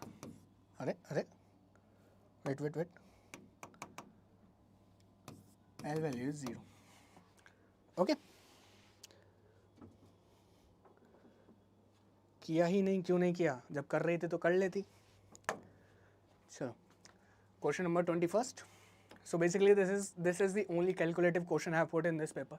Okay, so I didn't want you to cry unnecessarily that the paper was too lengthy or something like that. I made a paper which required your brain, not your calculation skills. But this is the one question which requires some calculation. Okay, so in this question we have to find the equilibrium constant. This reaction is given, indium 2 plus is going into indium 3 plus, which is basically oxidation. So this is your oxidation, and copper 2 plus is going into copper plus, which is basically reduction. Okay, so 300 Kelvin temperature is given, values of standard electrode potentials are given. We have to find equilibrium constant, right? So what we'll do, we'll use the Nernst equation. E cell is equals to E naught cell minus 2.303 RT by NF log K equilibrium. So we have to find this log K equilibrium, basically this K equilibrium, right? So basically here at equilibrium E cell is 0, right? So we can write E naught cell is equals to 2.303 RT by NF log K equilibrium, right? So we need to find E naught cell. So E naught cell will be, E naught cell is E naught cathode minus E naught anode, and at cathode reduction is happening, so copper 2 plus is going into copper plus, so we need to write E naught copper 2 plus going into copper plus minus E naught. So oxidation is happening in at anode, so indium 2 plus, or basically we have to write reduction potential, right? So indium 3 plus is going into indium 2 plus, right? So basically in this question the only trick is indium 3 plus to indium 2 plus E naught value is not given. See, indium 3 plus to indium plus is given, indium 2 plus to indium plus is given.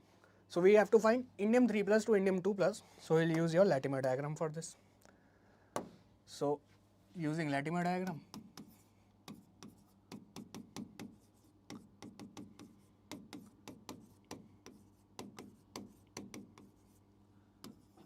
okay, so in Latimer diagram what we do is, you can do anyways, either you can write the most oxidized state in the left or most reduced state in the left. So most oxidized state of indium in this question is indium 3 plus, or we'll write the most reduced. Okay, let's write the most reduced. Okay, indium 3 plus most oxidized state, indium 2 plus intermediate state, indium plus most reduced state. So here for going from indium 3 plus to indium 2 plus we have to find E naught value, but indium 2 plus to indium plus is given. See, so E naught value is, or I would write it as E2, wait, E2 value is minus, this is a bit lengthy question so this will take some time, so be patient, and here N value is 1 because indium 2 plus is gaining 1 electron for going into indium 3 plus. Here let's say this E1 value is X and N factor is 1 because indium 3 plus is also taking 1 electron for going into indium 2 plus. Now if indium 3 plus goes into indium 2 plus, indium plus, sorry, so here E naught value is given for indium 3 plus to indium plus is minus 0.56, so this is E3 minus 0.56, and N value is 2 because indium 3 plus takes 2 electrons to go into indium plus, right? So you are excused. क्या हो गया भाई? ठीक है. So basically what we do is E1, see this is very easy, into N1 plus E2 into N2 is equals to E3 into N3. Simple. This plus this is equals to this. So put the values. E1 is x, N1 is 1, or I would, okay, wait. This x is, so E1 is x, x into 1 is x, not my x, but this x, okay. Then E2 is minus 0.50 volt, N2 is 1. Then E3 is your minus 0.56 into 2. So from here we can find x. So this will be minus 0.56 into 2 plus 0.50. So you can find this x value. I am not doing this. You can do this. So this x value will come out to be something. After that, if this x value is coming out to be something, so this x is the only thing that we need to find. So this is E0 indium 3 plus to indium 2 plus, and that's what we needed. Are you able to understand? So we can write E0 cell is equals to E0 copper 2 plus to copper plus minus x, because this is your x, not mine x, your x. Okay, so this is indium 3 plus to 2 plus. So you have found out E0 value, then you can put the full values. So E0 will be, E0 cell will be 2.303 R 300 Kelvin.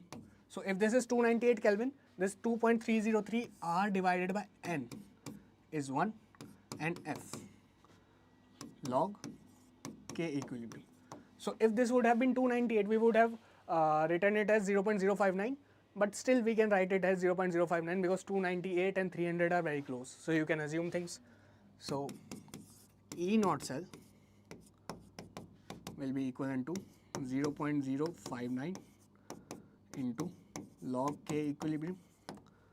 So log K equilibrium from here will be equal to E0 copper 2 plus by copper plus minus x divided by 0.059, and log K equilibrium will then be done. Then you can find K equilibrium taking anti-log of this value.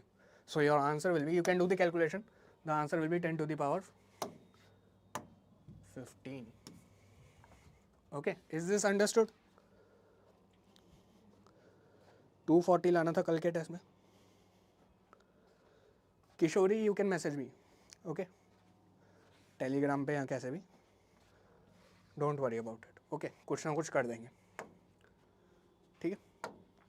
Okay, so let's move on to this question, question number 22. This is a very good question, okay? So basically this has all been given. I'm not going to read the complete language of the question. The point is the main formulas that are being used are these, or this formula is being used here.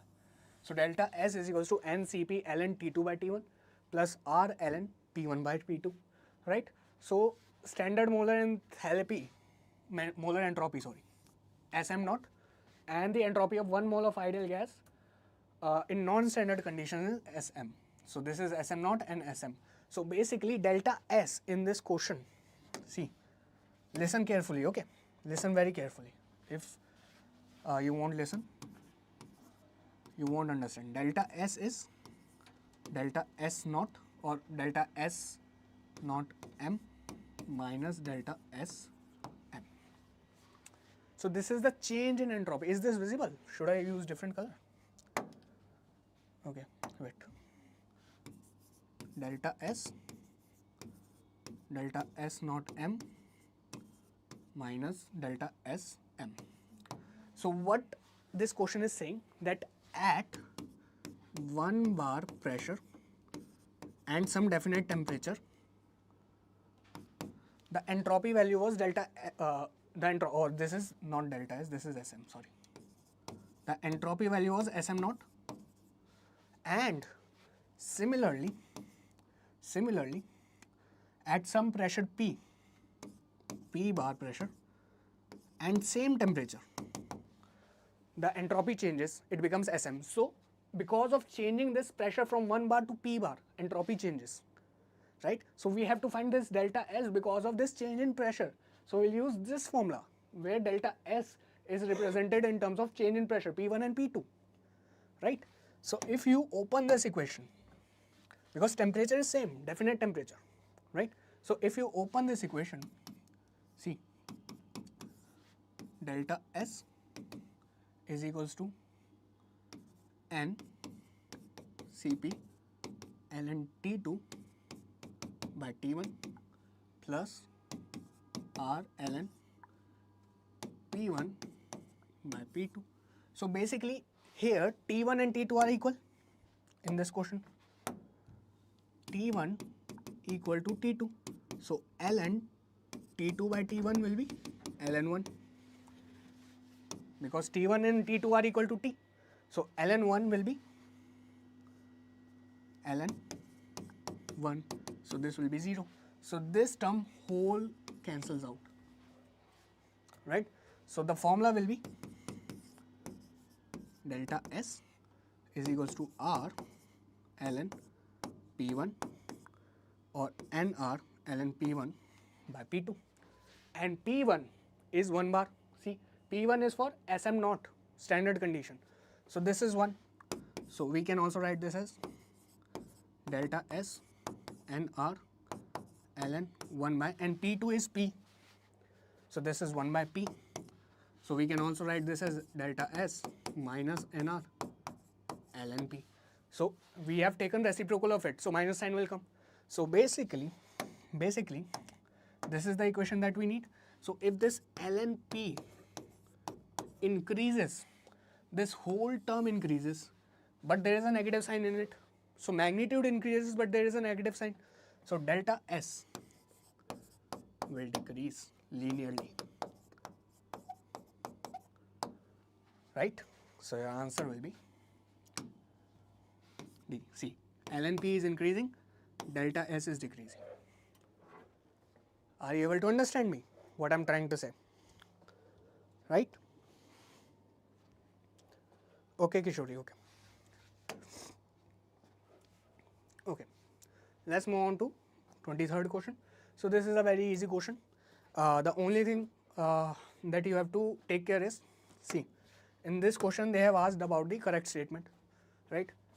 So this is your reactant state, this is your reactant state, this is your product state.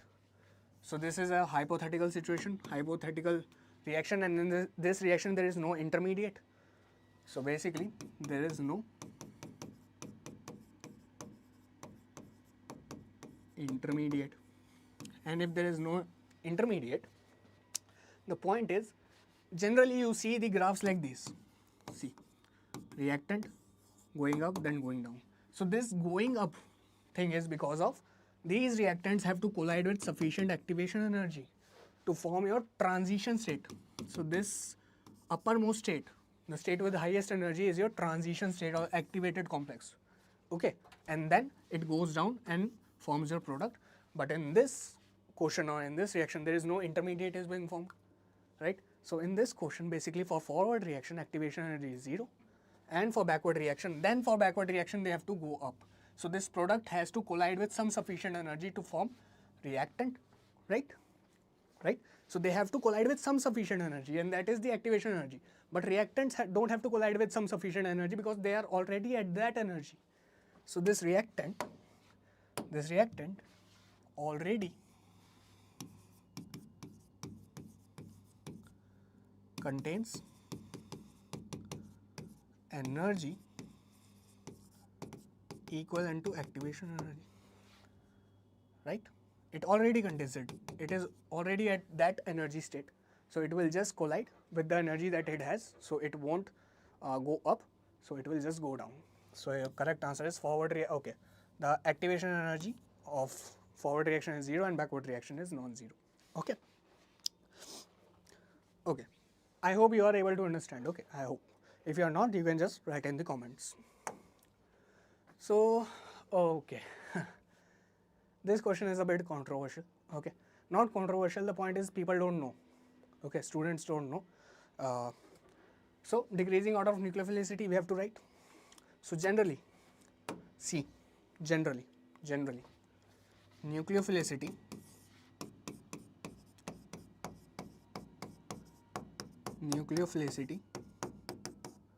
is directly proportional to stability of electron cloud on nucleophile. Okay, the more stable the electron cloud on nucleophile is, the inversely proportional. Sorry. The more stable the electron cloud on nucleophile is, the lesser will be its tendency to donate its electron cloud and to attack at the electrophile. As simple as that. So here in this question, the only thing we have to compare is Cn minus and CH3O minus. So Cn minus and CH3O minus. I am just telling you the stability right now. So if you see Cn minus, it is C triple bond N and minus charge on carbon. Okay. So here the minus charge is on oxygen and here the minus charge is on carbon. So you would think that electronegativity of oxygen is more than carbon or much more than carbon.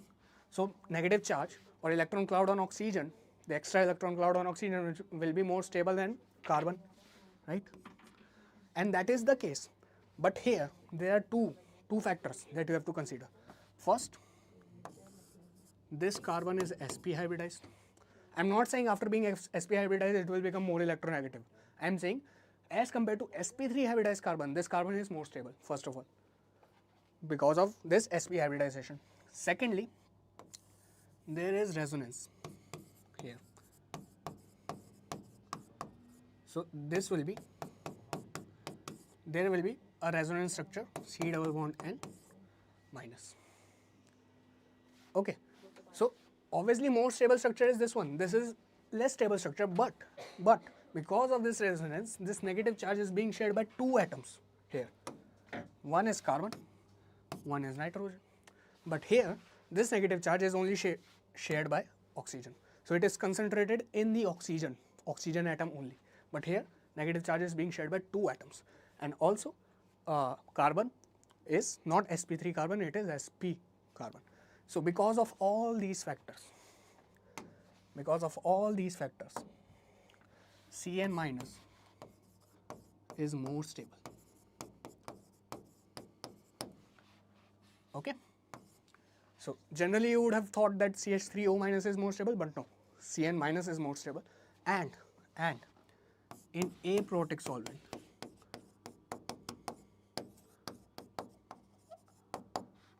if you see the nucleophilicity,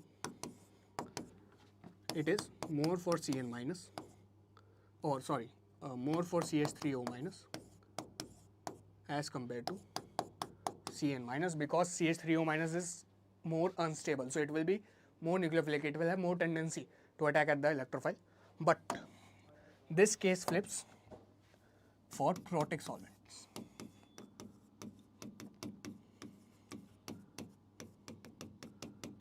So for protic solvents like water, they will form hydrogen bonding with CH3O minus, strong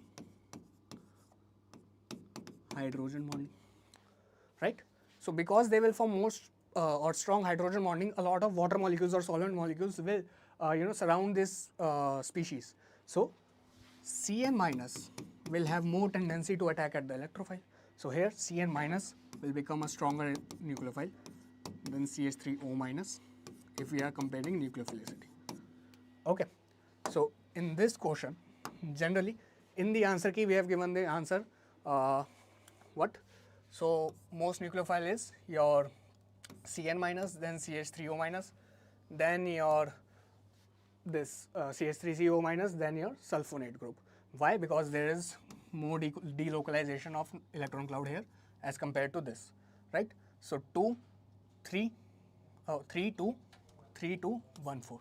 So in answer, खत्म करें? नहीं, ठीक है. So in this answer basically 3 is more nucleophilic in the answer key.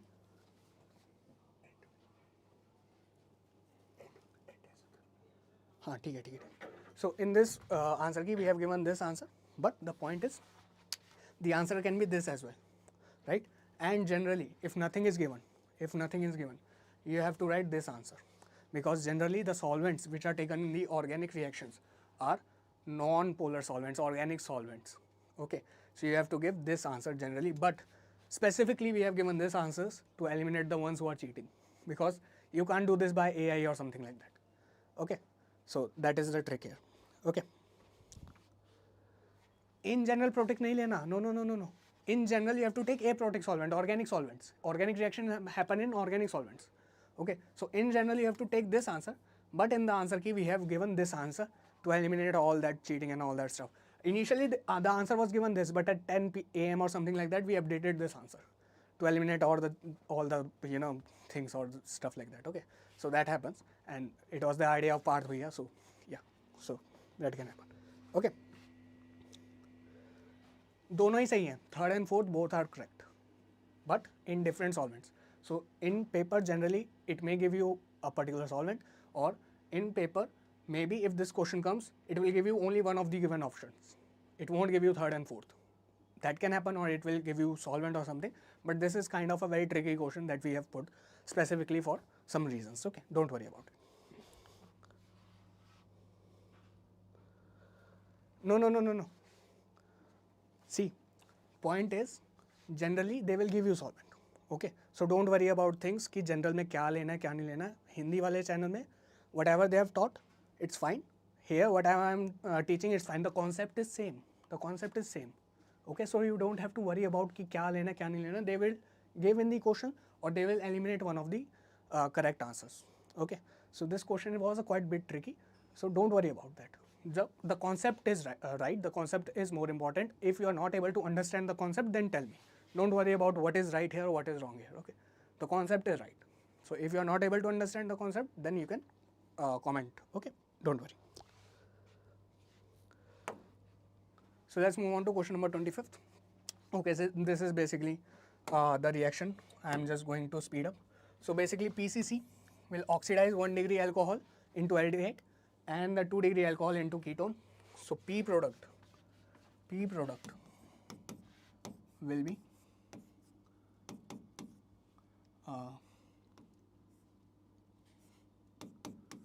H. Okay, after that we have to protect. So for protection, this is the nucleophilic group, and the ketone and aldehyde will act as electrophile, and aldehyde is more electrophilic than ketone, right? We all know that it is more reactive. So these two lone pair will attack on the aldehyde group and protect the aldehyde group.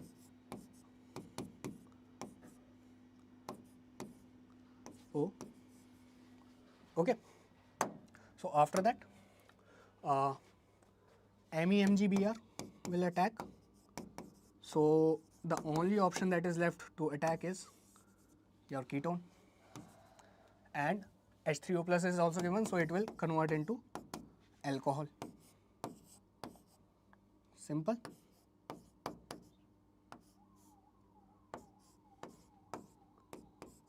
Okay, so after that NaBH4, okay, H3O plus will also deprotect this. Okay, sorry, it will also deprotect this and convert it into aldehyde.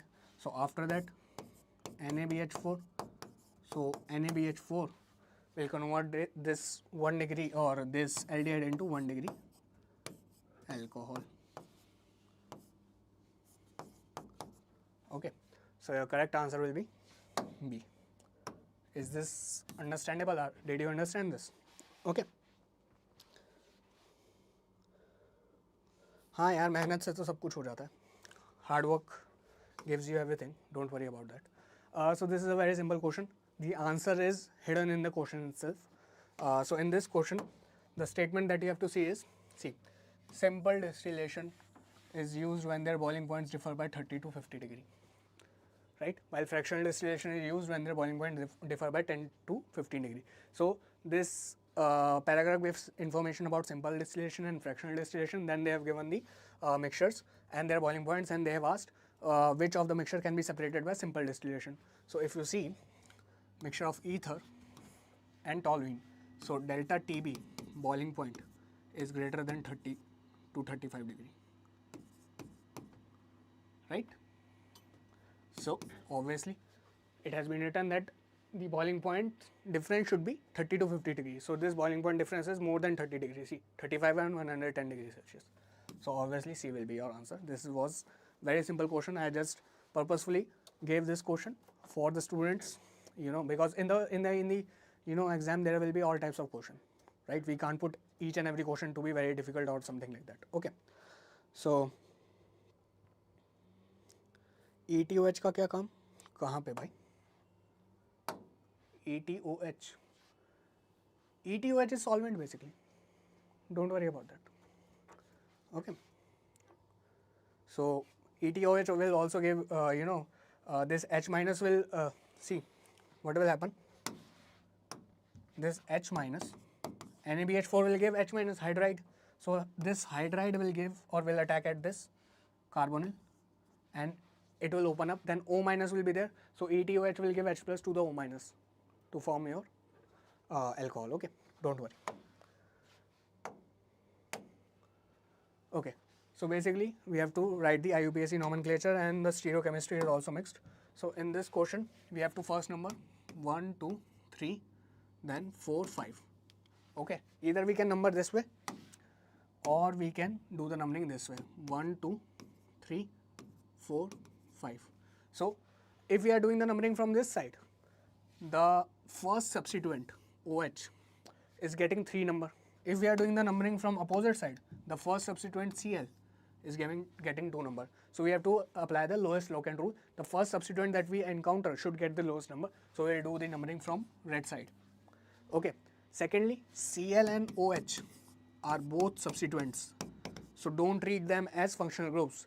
I have taught this in my batches that all the halogens and alcohols and ethers are treated as substituents by IUPAC, not the functional groups, and there is the thing. So basically we will treat both of them as substituent. So in this there is pentane 3 also, this is treated as functional group. So this is wrong answer, right? This is wrong answer. Now we have to find the configuration. So 1, 2, 3. So it will be R, but the fourth position is horizontal, so it will be S. The configuration will be reverted if the fourth position is at horizontal, and similarly if this is S, similarly 1, 2, 3. So this is also R, but fourth position hydrogen is at horizontal position, so this will also be S. So both are S, and the chain is 1, 2, 3, 4, 1, 2, 3, 4, 5. This is 4, 5. So chain is 5 membered, so it will be pentane. So your answer will be 2S, 3S, 2 chloro, 3 hydroxy pentane. Is this fine? Okay. So let's move on to question number 28. Okay. So basically in this question, basically they have said that the organic liquid P has a boiling point of 78 degrees Celsius, and in presence of H2SO4 it gives compound with empirical formula CH2, which decolorizes bromine water. So obviously this Q contains a pi bond, right, and its empirical formula is CH2, and it takes up 1 mole of H2 in the presence of finely divided nickel for hydrogenation. So basically only 1 pi bond is there in CH2. So this has been confirmed. So CH2 empirical formula CH2 Q basically contains only 1 pi bond. Simple. Second, if you see compound P, its boiling point is 78 degrees Celsius. So this we study in 9th, 10th class only. So by this boiling point 78 degrees Celsius, ethanol should come in your mind, right? So if this is ethanol, CH3, CH2OH, and we all know that alcohol in the presence of sulfuric acid, when it is heated, it undergoes dehydration reaction. So this is dehydration, which means minus H2O. So OH will be going from here and H will be going from here. So your product will be CH2 double bond CH2. So the molecular formula is C2H4 and empirical formula will be CH2Q. Right? So this is your P. Is this fine? So the boiling point would have given the answer of. So your answer will be A. C2H5OH, C2H4, sorry, C. Right? Not empirical formula, molecular formula we have to find. Okay. Yeah. No, by empirical formula you can't get C2H4. The empirical formula of this compound is also C2H2. See, this is C3H6. Its empirical formula is also CH2. So just by empirical formula you can't guess this. Okay. So you have to utilize all the information that is given in the question. Okay. Okay. So let's move on to question number 29, which is the second last question. Basically this whole useless information is given, so I am not going to write it. The main question is this one. So LiAlH4 is reacting with this compound. So what happens is, see, so CH3 CO CH2 CH CH2 OO. So LiAlH4 is a hydride donor. So what happens is, see,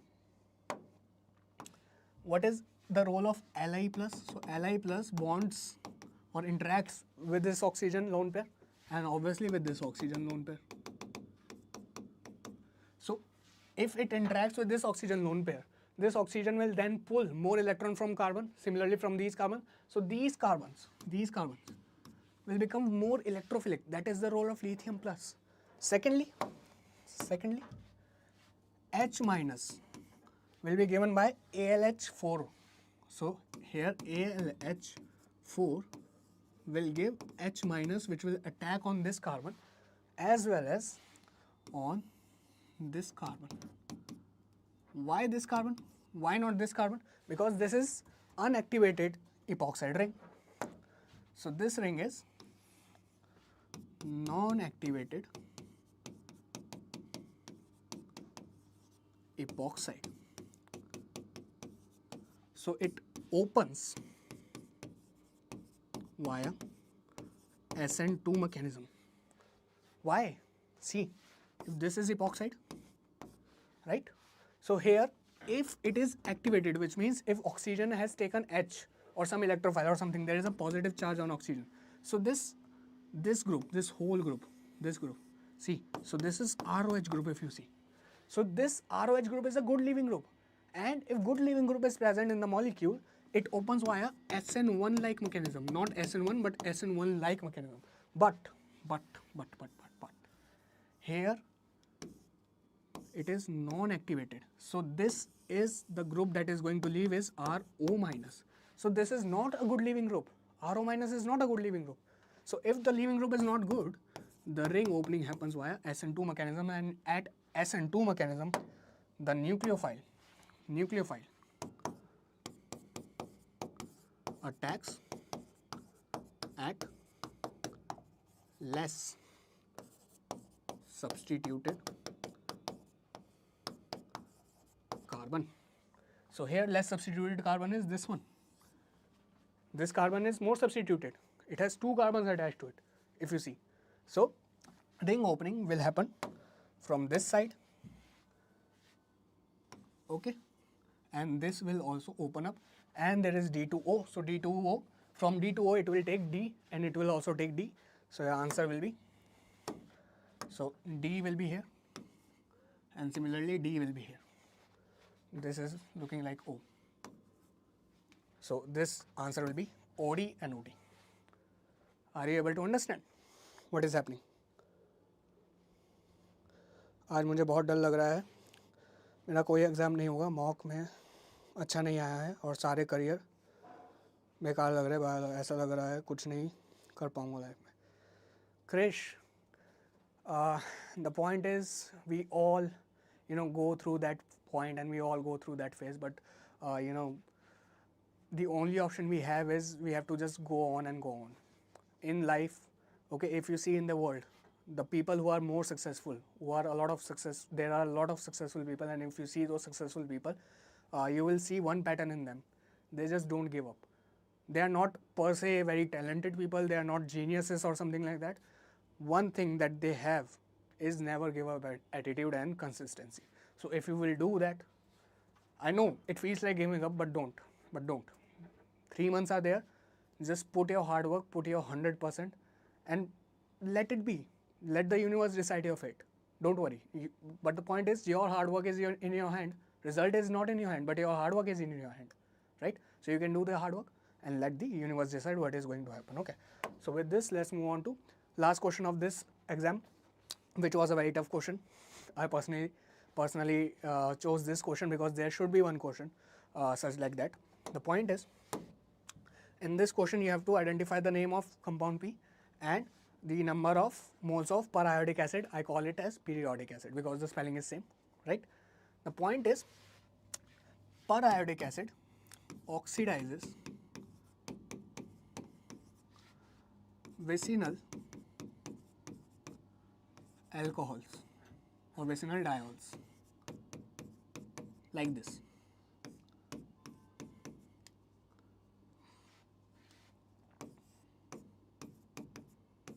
Okay, so it oxidizes compound which contains these vicinal diols. So what it will do? So here is a vicinal diol, see, OH and OH, and here is a vicinal diol. The point is, these two OH groups should be cis to each other. Okay, but in 5-membered and 6-membered glucose rings, basically furanose, in furanose and pyranose,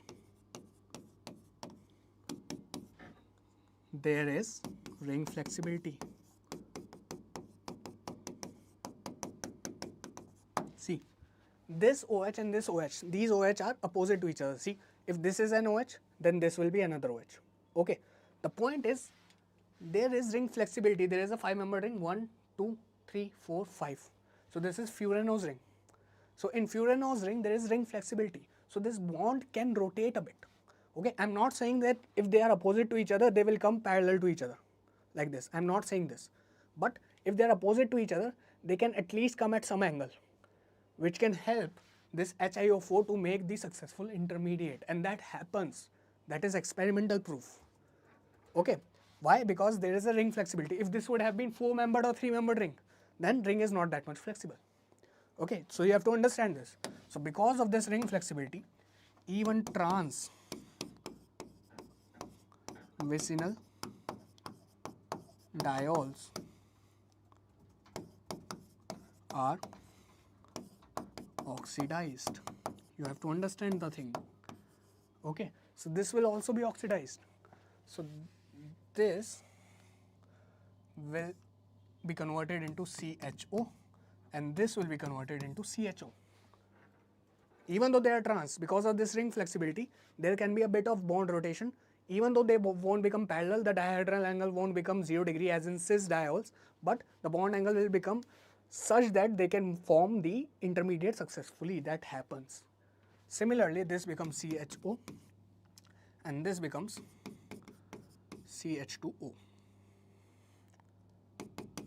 Okay, so CH2O is this product, then Q is your this product. Okay, so basically one HiO4 is needed for this cleavage or this oxidation and one HiO4 is needed for this oxidation. So 2 moles of HiO4 are needed, right? So basically 1 and 3 is cancelled. So among these, see the name, even if you don't know the name, you know that 5-membered ring is furanose. So your furan is this ring and your pyran is this ring. So 5-membered ring is furanose. So it is derived from the name furanose is derived from this furan ring. This is furan and this is pyran. So this is 5-membered ring. So your answer will be methyl alpha D glucofuranoside and 2, not pyranoside. Okay. Are you able to understand? Low voice? Voice is fine. Okay. So we have discussed the complete mock test. Physics, chemistry, biology, maths, everything has been discussed live on YouTube. So those who have attended it, it will be very beneficial for you guys.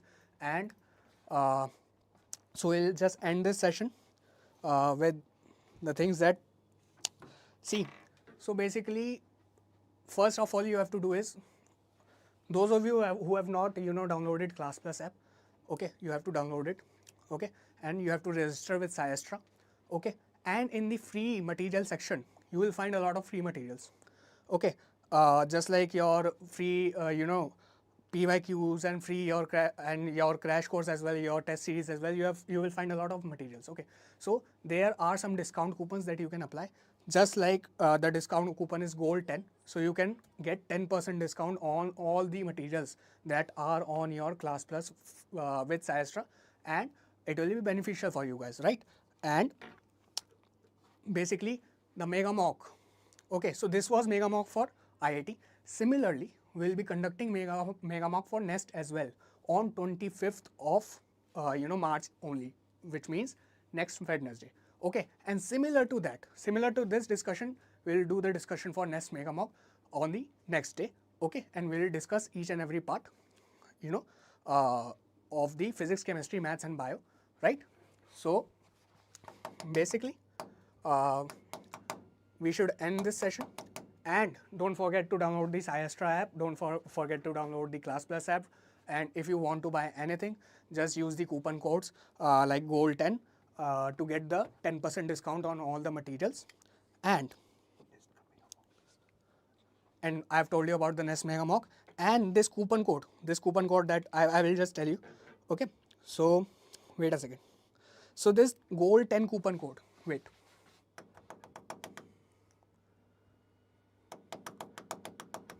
Just give me one more minute. I am just ending the session. Okay, so this Gold10